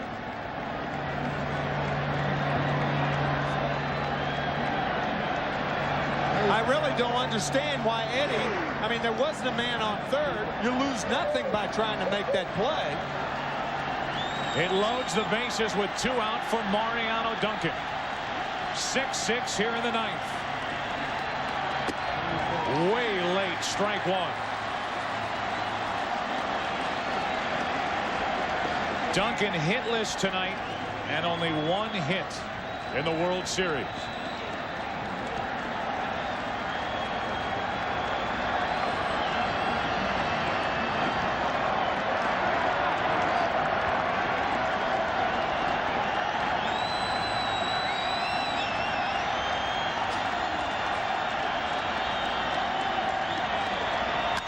Into right field, caught.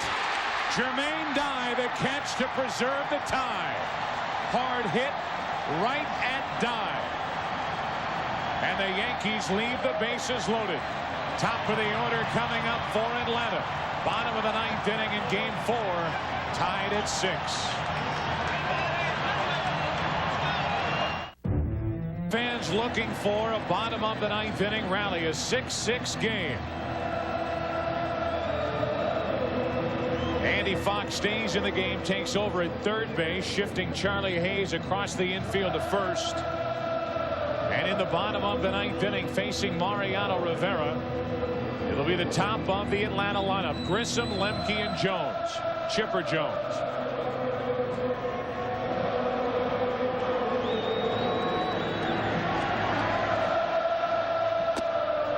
A little high for ball one. Well, Rivera 3 days in a row, and here tonight pitching 2 innings, or at least trying to. Off the hands behind second base for Jeter.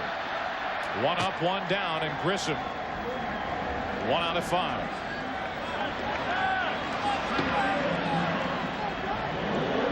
That'll bring in Lemke.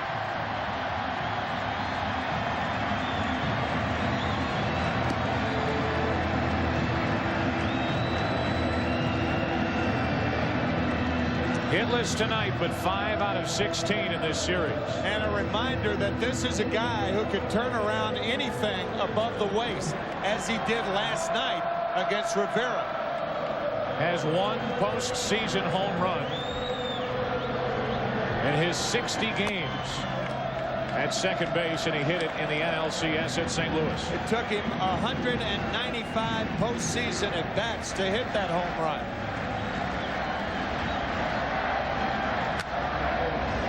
Trying to catch up. 1 ball, 1 strike.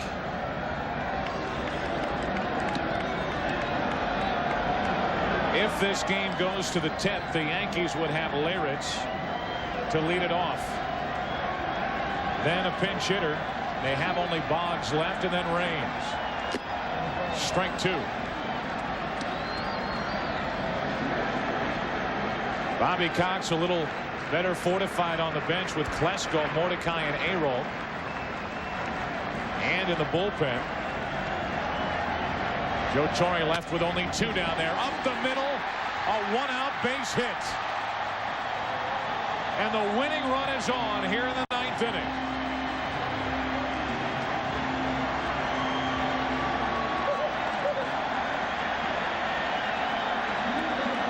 It's about as extreme of a high ball hitter as you can get.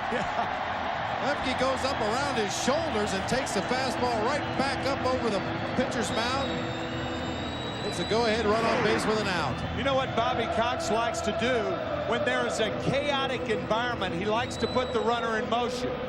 If Lemke's thrown out, then Jones still with the power to hit the ball out of the ballpark. We'll see.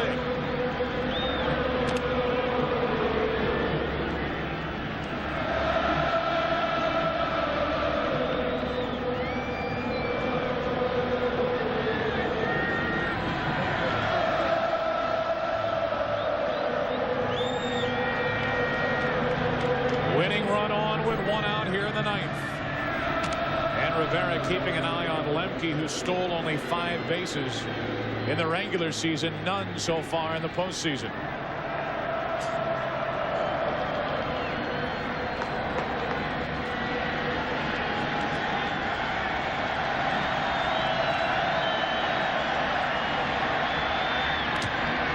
Three in a row, keeping an eye on Lemke. Well, Rivera does not give in to base runners. He does not use the slide step. He maintains the high leg kick. Very easy to get a jump on as a base runner. Joe Girardi, the better throwing of the Yankee catcher, has been taken down. Leyritz is now in the game. Home plate umpire Steve Ripley started to call it a strike. He held off, and it's ball 1 high to Chipper Jones. Here's Graham Lloyd getting ready, the left-hander for the Yankees, with an eye on McGriff on deck and Klesko on the Atlanta bench. Late, strike 1. McGriff is already homered tonight. He's had a perfect night at the plate. Come on, Chip. 2 hits, 2 walks. Hang it out, kid. Hang it out. We talked earlier about the ropes. That's what hang it out means. Hang out a rope.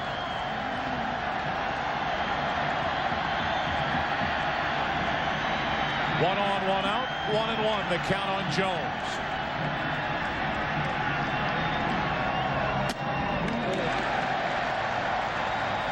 It's one thing to throw mid-90s. It's another to miss high and fall behind in the count, which Rivera has done consistently here in the ninth. He is a high ball pitcher. He's just like Mark Wohlers. He's more effective upstairs, right around the letters, but not around the net. Behind on the count to Chipper Jones. He has never homered in the World Series. 3-1.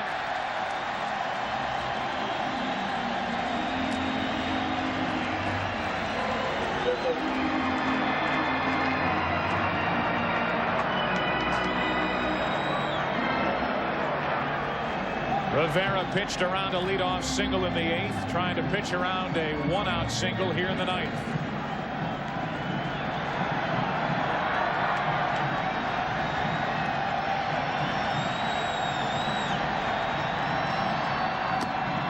Two on, 1 out.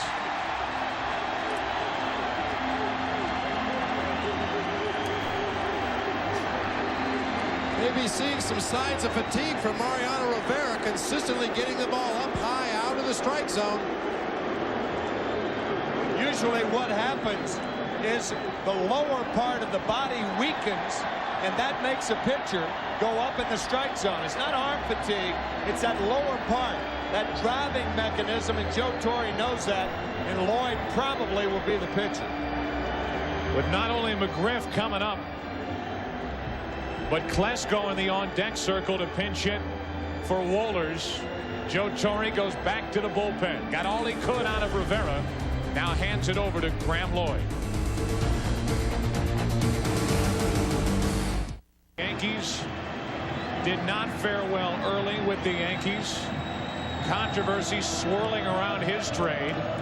But in the postseason, outstanding. 6 appearances, no runs allowed. And he's picking up for Rivera. Tie game 9th inning, 2 on, 1 out, and facing McGriff.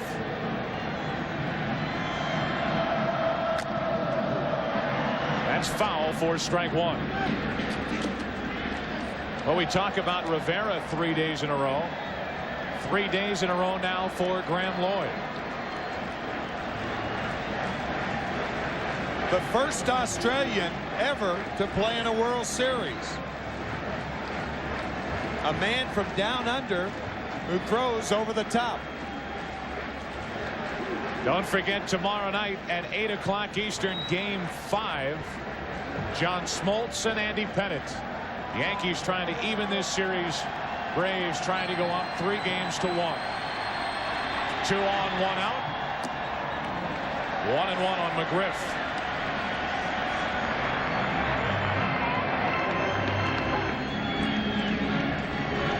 McGriff in this series against Lloyd is 0 for 2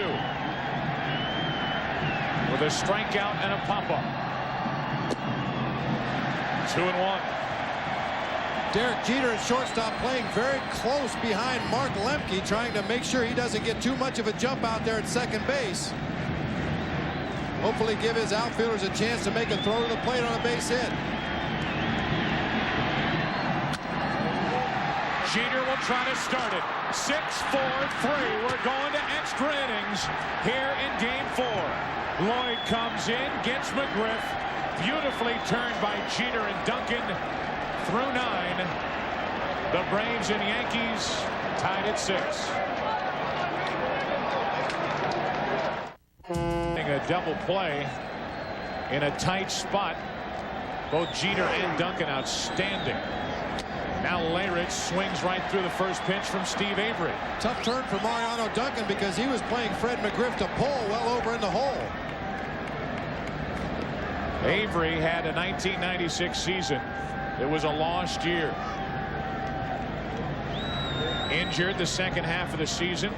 A record of 7-10. His first World Series appearance this go around. And he's 0-2 on Leyritz. In the 8th inning, Jim Leyritz hit a slider from Mark Wohlers over the boards and left to tie the game at 6. Now he shoots one foul out of play right side. It stays 0-2.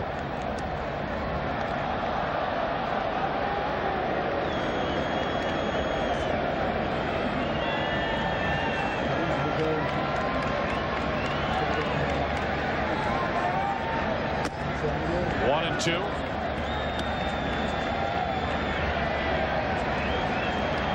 Jim's wife. It's already been a big night for Leyritz. Chops one to Pendleton. Second chance since entering the game. 1 out.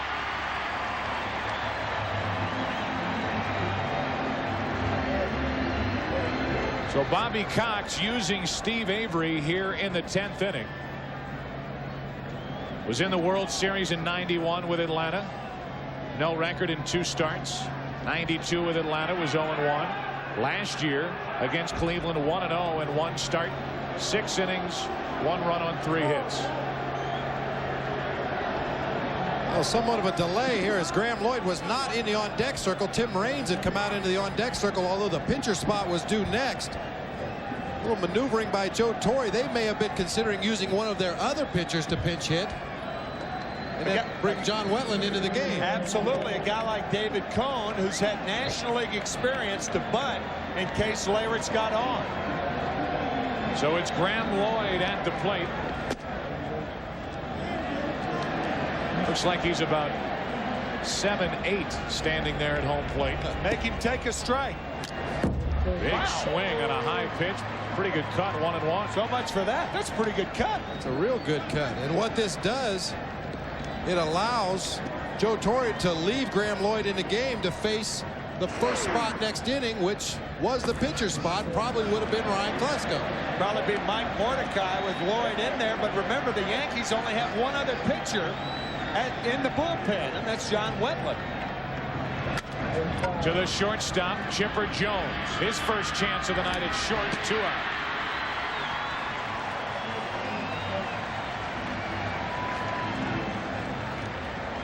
And with the bases empty and Wetland sitting out in the Yankee bullpen, back to the top of the lineup in Tim Raines. Graham Lloyd, if you're interested, his longest outing this year with the Milwaukee Brewers was 3 innings. So Lloyd with an at-bat here in the 10th inning. Avery will lead off for Atlanta in the bottom of the inning.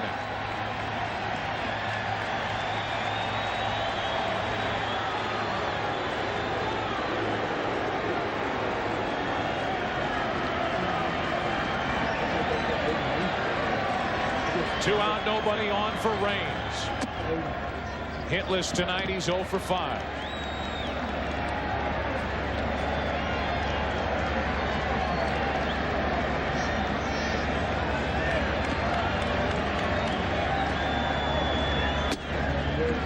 Two and 0.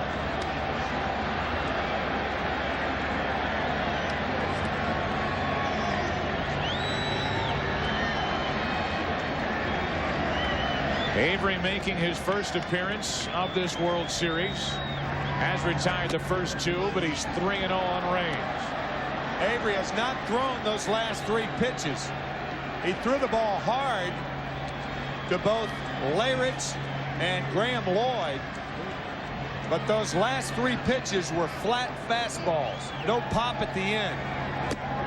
On 4 straight, a 2-out walk.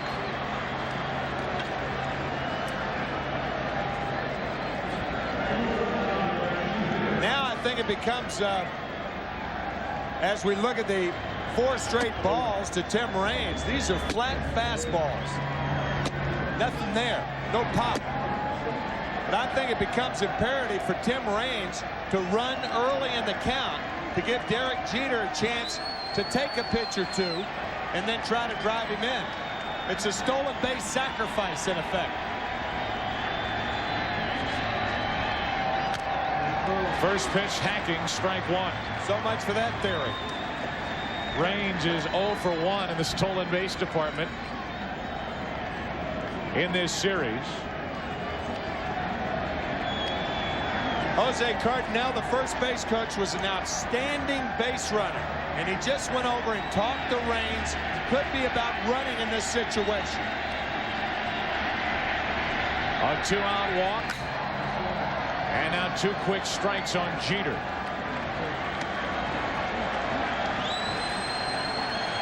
Avery missed nearly 2 months of the second half of the season. with a pulled muscle in his side, trying to pitch a scoreless 10th.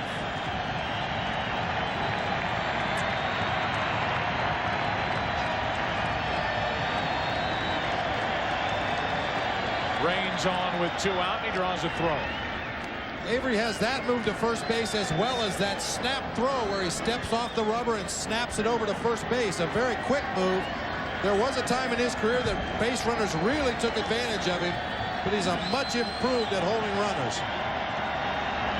Quick throw. The other pickoff move, and he nearly threw it away. Good throw on the bag right there. They might have had Tim Raines. Looked like he was leaning a little bit. You see, he steps off with that left foot. The throw just tails back into the baseline. Good throw. He may have been out. 1 on, 2 out. And a 1-2 count on Jeter. Now he popped that fastball then. Great extension. That was one of those poppers. You could hear it from up here.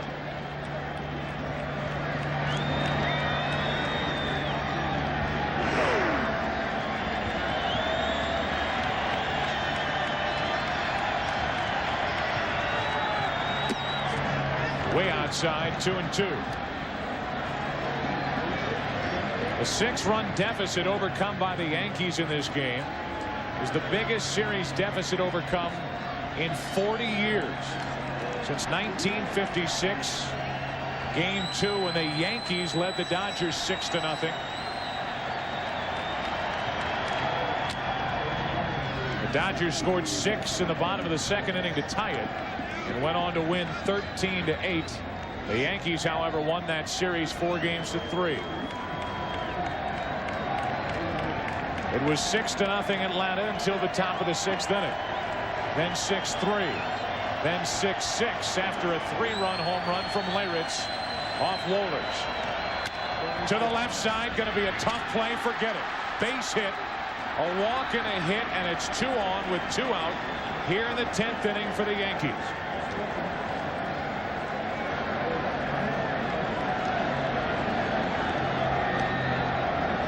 Tailing fastball there. Chipper Jones was shading up the middle. They've been working away on Derek Jeter. Got to pitch a little bit too much of the plate. Not really hit hard, but hit in a good spot. Bobby Cox realizes that Bernie Williams hit 108 points higher from the right side than the left side. That's why he's going to the right-hander here to turn Williams around to the left side. Brad Klontz getting ready in the bullpen, although Bobby Cox has not made the signal. He's going to keep Avery in the game. Wow. Well, he believed in Mike Bilecki for 2 innings with runners on at first and second. But Bernie Williams has hit 108 points higher from the right side. 378 as a right-handed batter this year. With 16 of his 29 home runs from the right side. They will intentionally walk Bernie Williams. How about that? With Andy Fox on deck. That's the respect the Atlanta Braves have for Bernie Williams, because this will load him up with 2 out. You don't see this very often. An intentional walk to load the bases, with the base open right now being third base. And with 2 out, the bases will be loaded. And the last bullet for Joe Torre on his bench is Wade Boggs.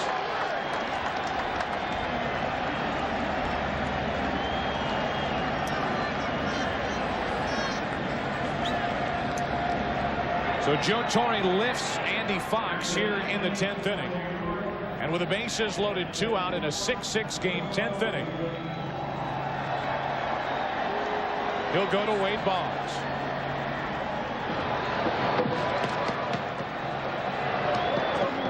Bobby Cox with running in the 1991 World Series in Game 7, bottom of the 8th inning, with runners on at first and third and 1 out.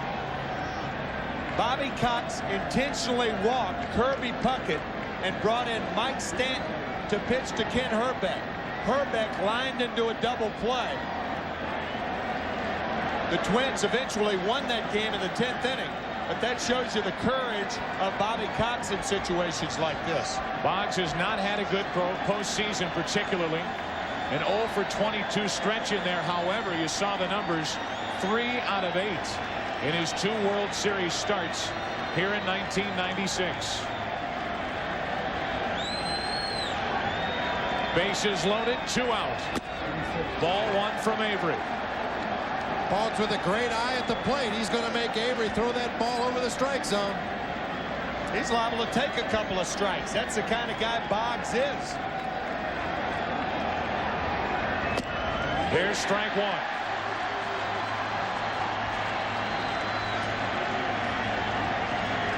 With the bases loaded in his career, a .366 hitter.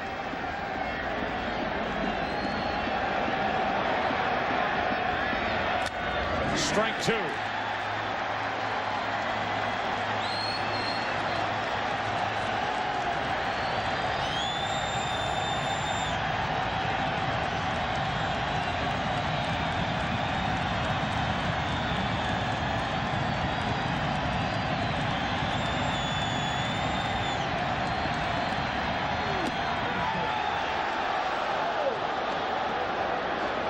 Two and 2.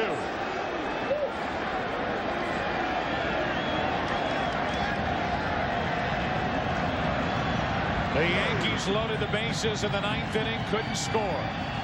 They load him in the 10th, and they ask Boggs for the hit. Full count, and the runners will go.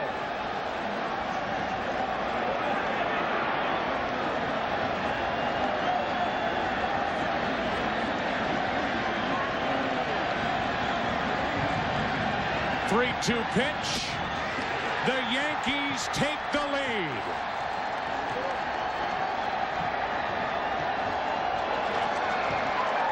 Boggs swung the bat only once, and on a bases-loaded walk, Bobby Cox elected to load the bases with the intentional walk to Bernie Williams, and it did not pay off.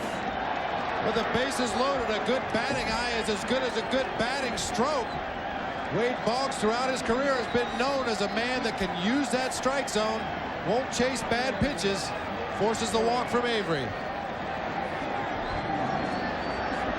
That's the New York bullpen. You don't see any pitchers left down there.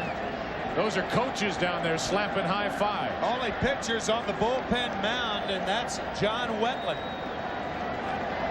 It's been a frustrating year for Steve Avery. He's a frustrated pitcher leaving here in the 10th.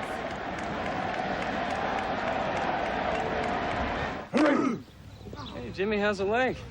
Leg's just fine. Bernie Williams to load the bases. Avery didn't do it. Got out in front of Boggs 1 and 2, let him get away, forced home a run. Wetland getting ready out in the Yankee bullpen. A double switch for the Braves here in the 10th inning as Charlie Hayes pops up to the new first baseman. Klesko drops it, and a run scores. Klesko loses it in the lights, and it's an 8-6 Yankee lead.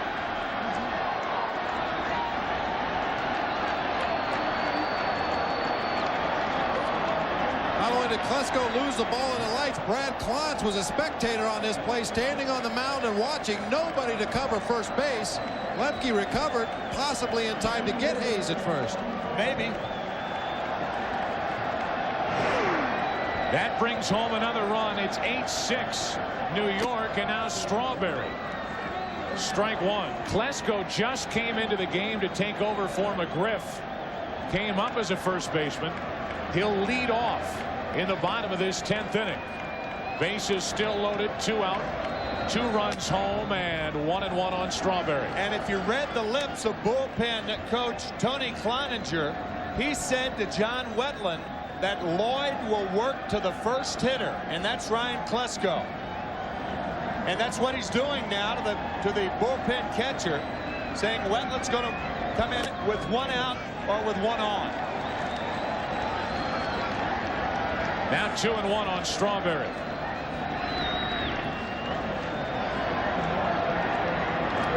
Bases loaded, 2 out, 2 runs home, and the Yankees, who trailed at 1.6 to nothing after 5, have an 8-6 lead here in the 10th.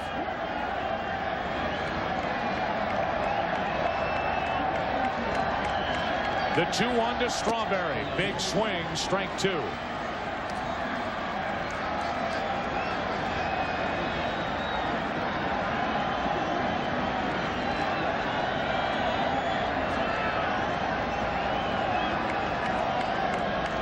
Six, New York, 10th inning. Bases loaded, 2 out.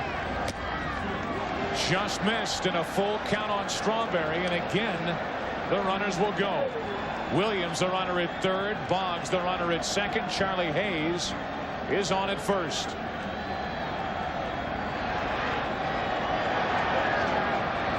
Runners go, and Strawberry strikes out. Klontz comes in, does his job, an error hurt. An extra run comes home. A 2-run 10th. Yankees up by 2. Back after this from your local station. Fox baseball history. The Atlanta Braves have blown a 6-0 lead, and in the 10th inning trail 8-6. Ryan Klesko leads it off against Graham Lloyd, and again our thanks to the Goodyear Blimp Stars and Stripes for the beautiful pictures here tonight in Atlanta. A beautiful picture for the Atlanta fans, and Klesko would be a leadoff hit. 1-1 from Graham Lloyd. Lloyd is proving to be a very important piece to this Yankee puzzle against this Atlanta team. They came on last inning with 2 on, 1 out, and got the double play ball off the bat of McGriff. And now here in the 10th, will stay in for one-hitter Klesko before giving way to Wetland. Good fastball, 2-2 on Klesko.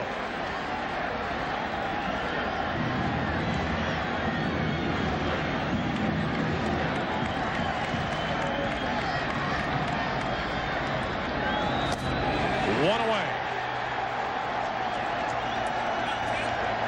I don't know what Klesko could be upset about. A swing and a miss with 2 strikes means 1 out. Man thought he foul tipped the ball and that the ball went in the dirt. That's the only thing he could have been arguing about. So Graham Lloyd gets 3 outs by facing 2 hitters. The double play off the bat of McGriff. He strikes out Klesko. He exits to a standing ovation, albeit from the Yankee bench. Are shooting for their 7th win in 7 tries on the road during the 1996 postseason. That streak looked in jeopardy back in the 5th inning when it was 6-0 Atlanta. It's now 8-6. Wetland into the game, and a fastball, strike 1 to Andrew Jones. During the postseason, 4 saves, an ERA of 1.8. He got the save here last night, saving it for Cone. Ripped into left field, a 1-out base hit by Andrew Jones.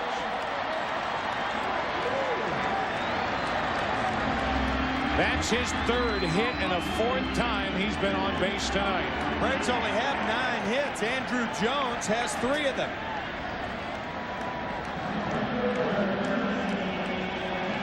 More Kinlan.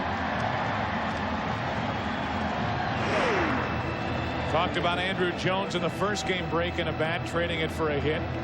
He'll make the trade now, a 1-out hit. 1 on, 1 out, tying run at the plate, Jermaine Dye. Big swing for strike 1.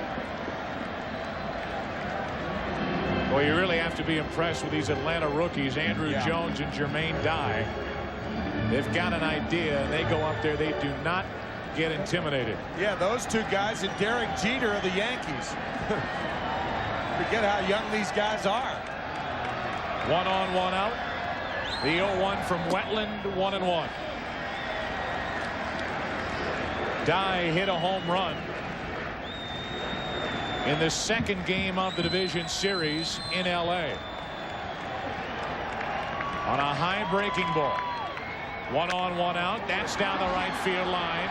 Slicing toward the corner. Strawberry can't make the catch. It's foul for strike 2. He was there and he missed it. Absolutely. That ball was catchable because Darrell was playing him toward the line, going toward the bullpen fence. He may have even laid a glove on it. I think he did get leather on that ball. Looked like he took his eye off of it at the last second to pick up that wall right there to brace himself.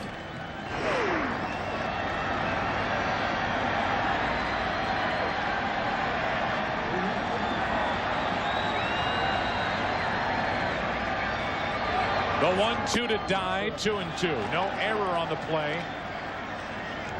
But no doubt that Strawberry got his glove on the ball. 1 on, 1 out. What a game. What a game here in game 4. Braves led by 6. Yankees lead by 2. Now 3-2 on Die. You know, if you're Charlie Hayes, I think the play is to play behind him. They have a 2-run lead, not a 1-run lead. Andrew Jones goes, so what? Let him go. Ty does hit a lot of balls to the right side of the field, and as hard as Wetland throws, you figure he's going to go that way. Right. 1 on, 1 out. 3-2 pitch. Runner goes and will do it again. I mean, he's going to go anyway. What difference does it make? Should Charlie Hayes play back into the position and either guard the line or play the fat part, but the big thing is to play back. Especially now with a count 3-2. Exactly.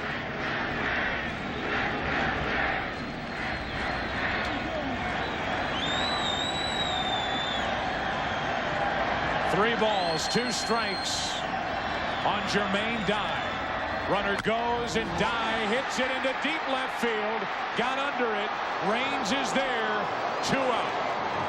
A full swing and Dye just missed it. Popping it up to left for the 2nd out here in the 10th. Every fastball Wetland threw in the strike zone, Jermaine Dye had a great cut at it. This one just a little bit too high to get on top of. Pops it up in the air. Gave the fans a thrill for a minute. Raines with plenty of room for the 2nd out. An interested party watched it fall short. Now the Yankees play behind the runner with a left-handed batter, Terry Pendleton, at the plate. Jones will walk down to second. Pendleton shoots it to deep left. Raines is there, falling as he catches it. And in 10 innings, the Yankees hang on and win 8-6. And this series is tied at 2 games apiece. Oh, man. Back on the track, Tim Raines lost his footing. Oh, brother. What a game. Game 4 here in Atlanta. And this series will get back to New York and Yankee Stadium. Our Chevrolet player of the game is Jim Leyritz. He, in inning number 8 against Wohlers with 2 on, went deep to tie it. The Yankees come all the way back after trailing early by 6. They win game 4, 8-6. And tomorrow night, game 5, will play behind Andy Pettitte. It's Pettitte and Smoltz, a game 1 rematch in game 5 here in Atlanta tomorrow night, beginning at 8 Eastern. For all of us at Fox Sports, we say good night from Atlanta. We'll see you tomorrow night.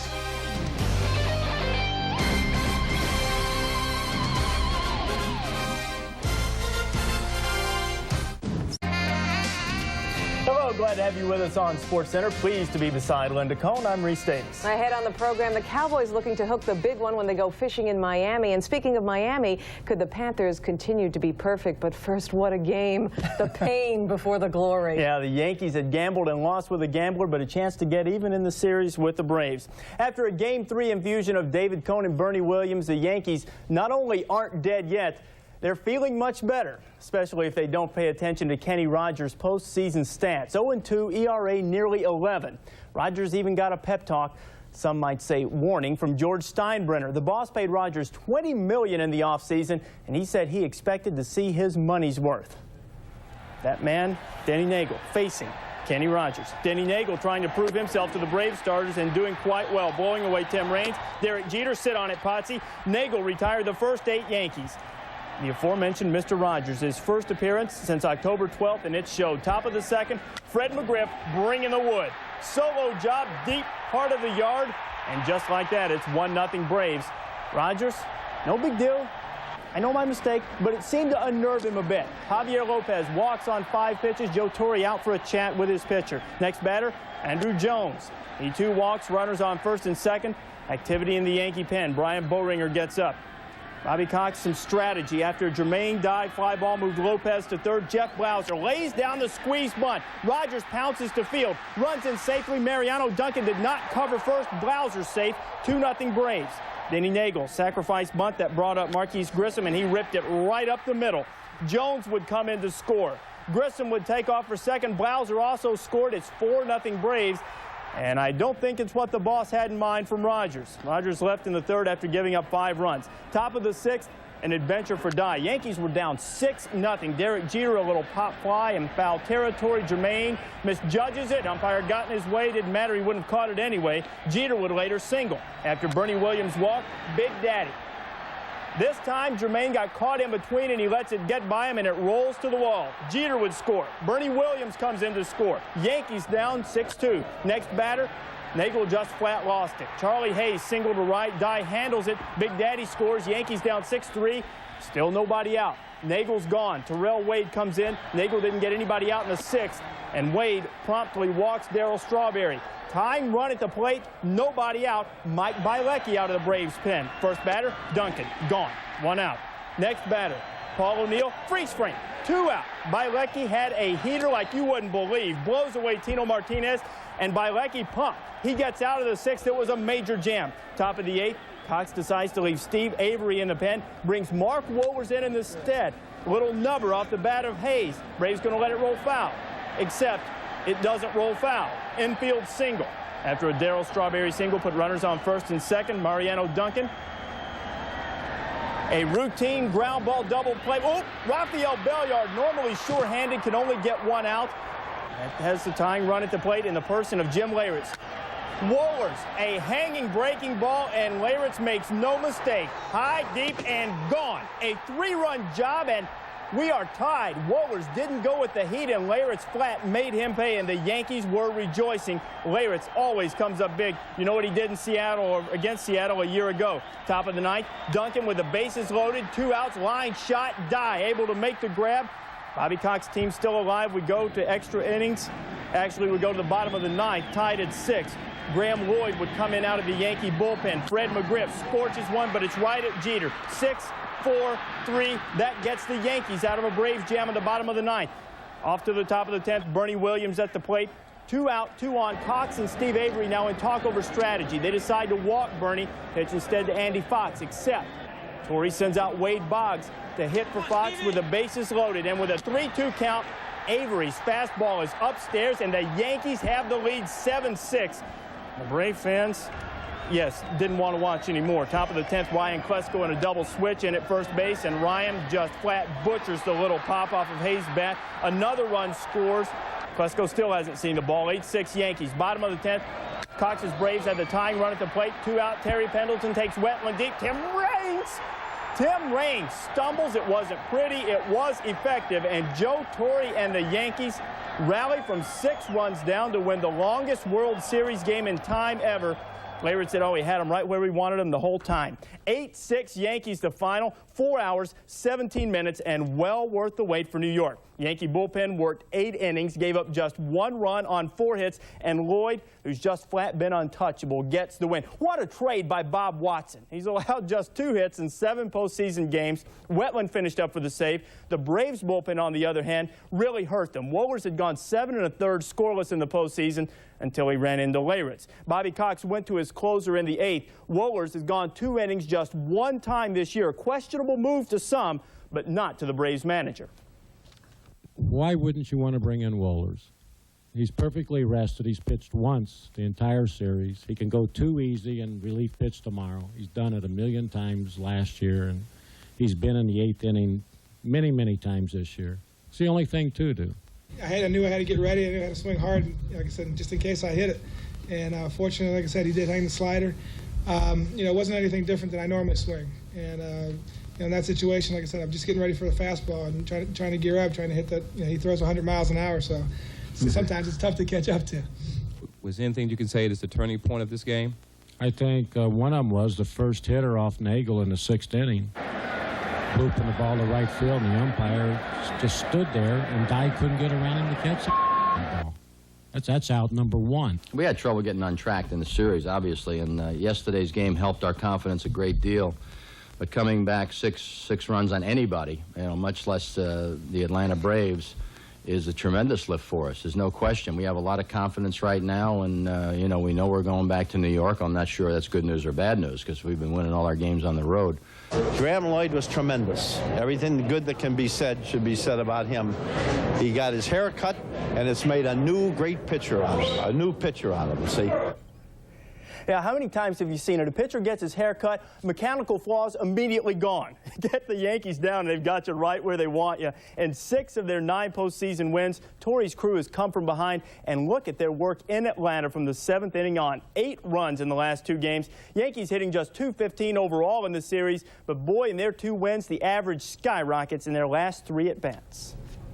George was the guy who asked Graham to get a haircut, by the way. So the Yankees do what they did 3 times against Texas in the division series, twice against Baltimore in the ALCS, and now once against the Braves. They come back in a postseason game. This World Series now tied at 2, and while Yankee fans will always remember the heroics of a Jimmy Leyritz and a Graham Lloyd, just to name a few, Braves supporters have a few issues with the manager, Bobby Cox. With more on the aftermath, here's Chris Berman. All right, Linda, thank you. And my goodness, even down here in Dixie, they're starting to spread the news. The Yankees, no mountain is too high to climb, obviously, for the New York Yankees. Peter Gammons, Dave Campbell, we said before the game, it had that feel of looking at the racing form and throwing out all the favorites and playing the number 9 or 10 horse. Don Zimmer, by the way, totally agreed with that assessment, he knowing his way around the racetrack. Zim almost got in tonight as they had to use everybody on the roster. It looked like a one-sided ball game, 6-0. All of a sudden, a lot of things happened. It became a war of attrition. And when you go to war, you better take all your weapons. And the Yankees have a lot more weapons than the Braves when it comes to depth. Steinbrenner's payroll is $15 million higher, and they used everybody tonight.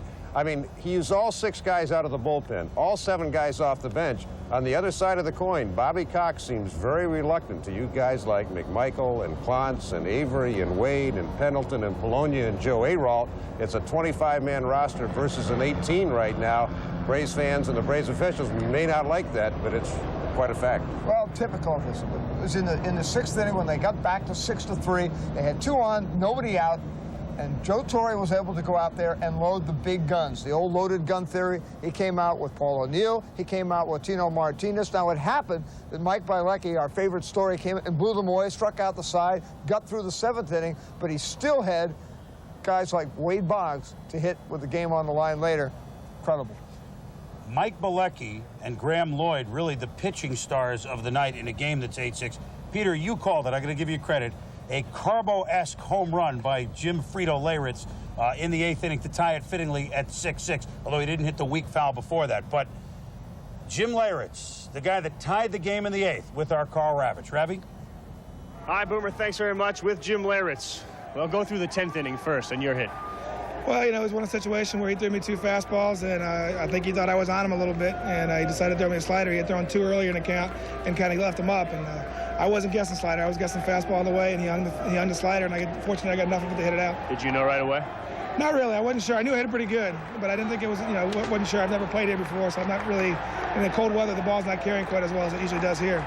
But once I saw Andrew Jones start to go up towards the wall, I felt like I had a good chance. You've come up with big home runs before in late innings, 15th if I remember last year. Yeah, that Seattle one was a big one, but I'm sorry, this one definitely takes the cake. We talked about the character of this team in the win to force this game, which could tie it. Now it's tied at 2-2. You have to go back to New York. Emotionally, it couldn't get any better for you guys. Oh, definitely. I mean, this was, like I said, to come back especially gives us that extra momentum. Knowing we were facing John Smoltz tomorrow, it's just like Baltimore when they knew they were facing Andy Pettitte down 3-1. Their chances weren't very good. And fortunately for us, we're going in 2-2, and we'll be able to go out and play hard tomorrow. You ever played in a game like this before? No, I've never been to the World Series, so definitely not. Okay, Jimmy, thanks very much. Congratulations. The Yankees are going back, but they do have to face John Smoltz one more time here in Atlanta. Chris? All right, Carl, thank you. And Dave, a gritty at-bat certainly ended in a nice little ending at that at-bat for Yankee fans. Well, again, we talked about the fact that Bobby Cox seemed to be very reluctant to use certain guys out of his bullpen. We saw Wohlers warming up in the 7th inning. We didn't know if he was going to come out in the 8th or not. He wasn't even sure, but he finally came in, gave up a scratch hit to Charlie Hayes. Darryl Strawberry also got a base hit to left field. And at this point, you really wonder if Wohlers in his own mind thought he was ready. He goes to Leyritz with a good fastball to get ahead. Leyritz had a good swing, but back. Now all of a sudden the bad sliders start. One bad slider, two bad sliders. Back to the fastball, foul back. Now he throws a fairly good slider. He thinks maybe he's got it, but he went to the well once too often. A horrible slider, and Leyritz hit it out of there. A huge home run for Jim Leyritz, and once the Yankees tied that game up, in my opinion, the Braves had absolutely no chance to win that game. It was just in the cards, and then Wade Boggs, the guy who had been sitting there all night, got the job done. What was amazing in that inning was that after they had 2 out, nobody on, Tim Raines gets the walk, Jeter gets the ground ball into the hole. Then Bobby Cox walks Bernie Williams because he's hitting right-hand to pitch to Boggs. And if we ever saw Wade Boggs with that great discipline, this was a very tough pitched at bat. He gets the fastball high, then he comes in with got a little bit of the high strike. Now, Boggs fouls off the breaking ball. Now, Avery throws one breaking ball, really tough to lay off, another one really tough to lay off. Finally, the fastball up.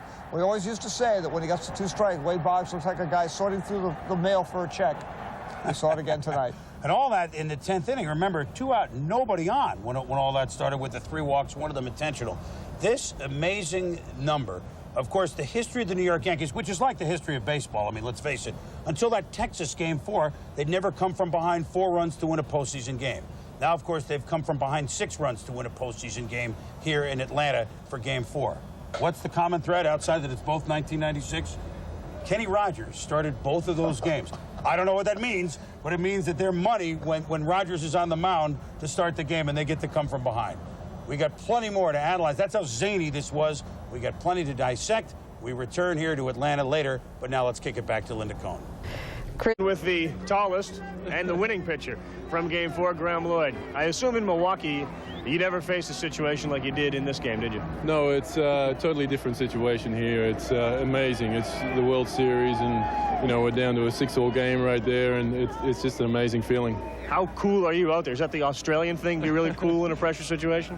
Just trying to focus on what you're supposed to do out there. I was just trying to keep away from McGriff again and, get him to induce the ground ball. So, I was lucky and got it. As far as that McGriff play and that inning, go through it mentally because there was a time when this team said, we want to send Graham Lloyd back. Yeah, it turns around. It's when I was first going out there, I was just thinking, well, I've got McGriff again. There's runners on first and second, 1 out, that sort of thing. And I just thought to myself, we'll stay in control, keep doing what you've been doing, and throw the ball where you want, and you've got a good chance of getting him out. You have arguably become the most important pitcher on the staff. Are you aware of that? Well, I don't know about that. I'd say our bullpen is, pretty damn good. And, if someone doesn't do the job one day, there's someone else that's going to pick them up, that's for sure. And all of a sudden, you're a very big part of it. Thanks very much for being with us, Graham Lloyd. Chris, back to you. All right, Carl, thank you. Well, put another slurve or a slider on the corner of the plate, put another shrimp on the Barbie. Since Graham Lloyd was booed off the field in that second game of the Orioles doubleheader at Yankee Stadium, the one won by the Orioles on the 19th of September, you could see before that as a Yankee, his ERA of over 24. But since that, 13 games, obviously including the postseason, an ERA of barely over $1.25. Again, for the second straight night, Peter, in Atlanta, Graham Lloyd handled the lefties in Fred McGriff and Ryan Klesko. And the Yankees are 2-2. Well, before we got to the king of the midnight oil, we had the 4 right-handers who came in and got them into the situation where he could come in for the second straight night. Got McGriff and Klesko. Lloyd, extremely important. But that bullpen, we've said all along that if they get into a bullpen bench battle, the Yankees have a tremendous advantage here. He got that slider away to McGriff, got the easy double play. And then Joe Torre did a very unusual move. He waited on John Wetland. He allowed Lloyd to get Klesko out of there, and then in came Wetland to close it down. And so, equally impressive for the Yankees, the way they have approached the Braves pitching the last 2 nights. Absolutely. I mean, game 2, Greg Maddux, typical Maddux, 80 pitches, about 2.5 hours, your normal Braves game. But all of a sudden, in game 3, Tom Glavine, 111 pitches through 7 innings. They got to that bullpen a little bit. And then in game 4, it was huge. Denny Nagel hit the wall at 93 pitches, and he'd only pitched 5 innings. Tim Raines, I mean, you talk about slowing down a game. If there were a referee in baseball, Tim Raines would have gotten about 7 delay-of-game penalties, getting the eyewash from the trainer and stepping out of the box. When the Yankees can turn it into a 4.5-hour game, folks, we've seen here on ESPN, they never lose. Well, usually when you can turn the game over for the Atlanta Braves to Mark Wohlers with a 3-run lead, albeit in the 8th inning, not the 9th, they usually never lose. But Wohlers, a situation where he gave up 6 hits in the 2 innings, and of course the big one, the home run to Jim Leyritz. He's good enough to be with our Harold Reynolds. Harold? All right, thank you, Chris. Mark, tough game. You got the hanging slider. Everybody's saying, hey, he got beat with not his best pitch. Well, what do you feel about that? Well, you know, going back to Richmond a few times, because all I've done before in the past is rely on my fastball. And you see the couple swings that he took against my fastball, I had some pretty good swings at him. And, you know, I thought if I put the pitch in a better location, I would have did what I wanted to do. Were you surprised when Bobby Cox allowed Avery to walk and load the bases and go after Wade Boggs?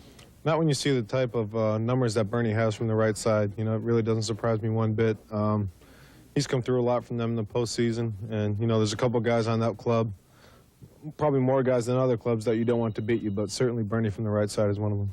How do you bounce back tomorrow? I know you're 2-2 now. How do you bounce back? Well, you don't have a choice. You know, you just go home and, you know, you forget about it. After you hit the home run, you got to put it behind you because you're still tied and you still got to give your offense an opportunity to score some runs. So, you know, the home run's behind me. It's over with. It happened. You can't turn back the clock or anything. You just got to forget about it and go get them tomorrow. All right, stand there with Mark Wohlers. Forgetting about today, looking forward to tomorrow. Back to you, Chris. All right, Harold, thank you. And guys, I mean, a 6-0 lead for the Braves. Even if a miscue here or there, you figure, it's a big enough lead with the staff. But every little miscue, once the game got going, Dave, ended up costing them. Yeah, it looked like a slam dunk for the Braves. Score early, score often, good pitching. It looked like it was going to be easy. A lot of good defense early, and then all of a sudden the worm turned in the 6th inning.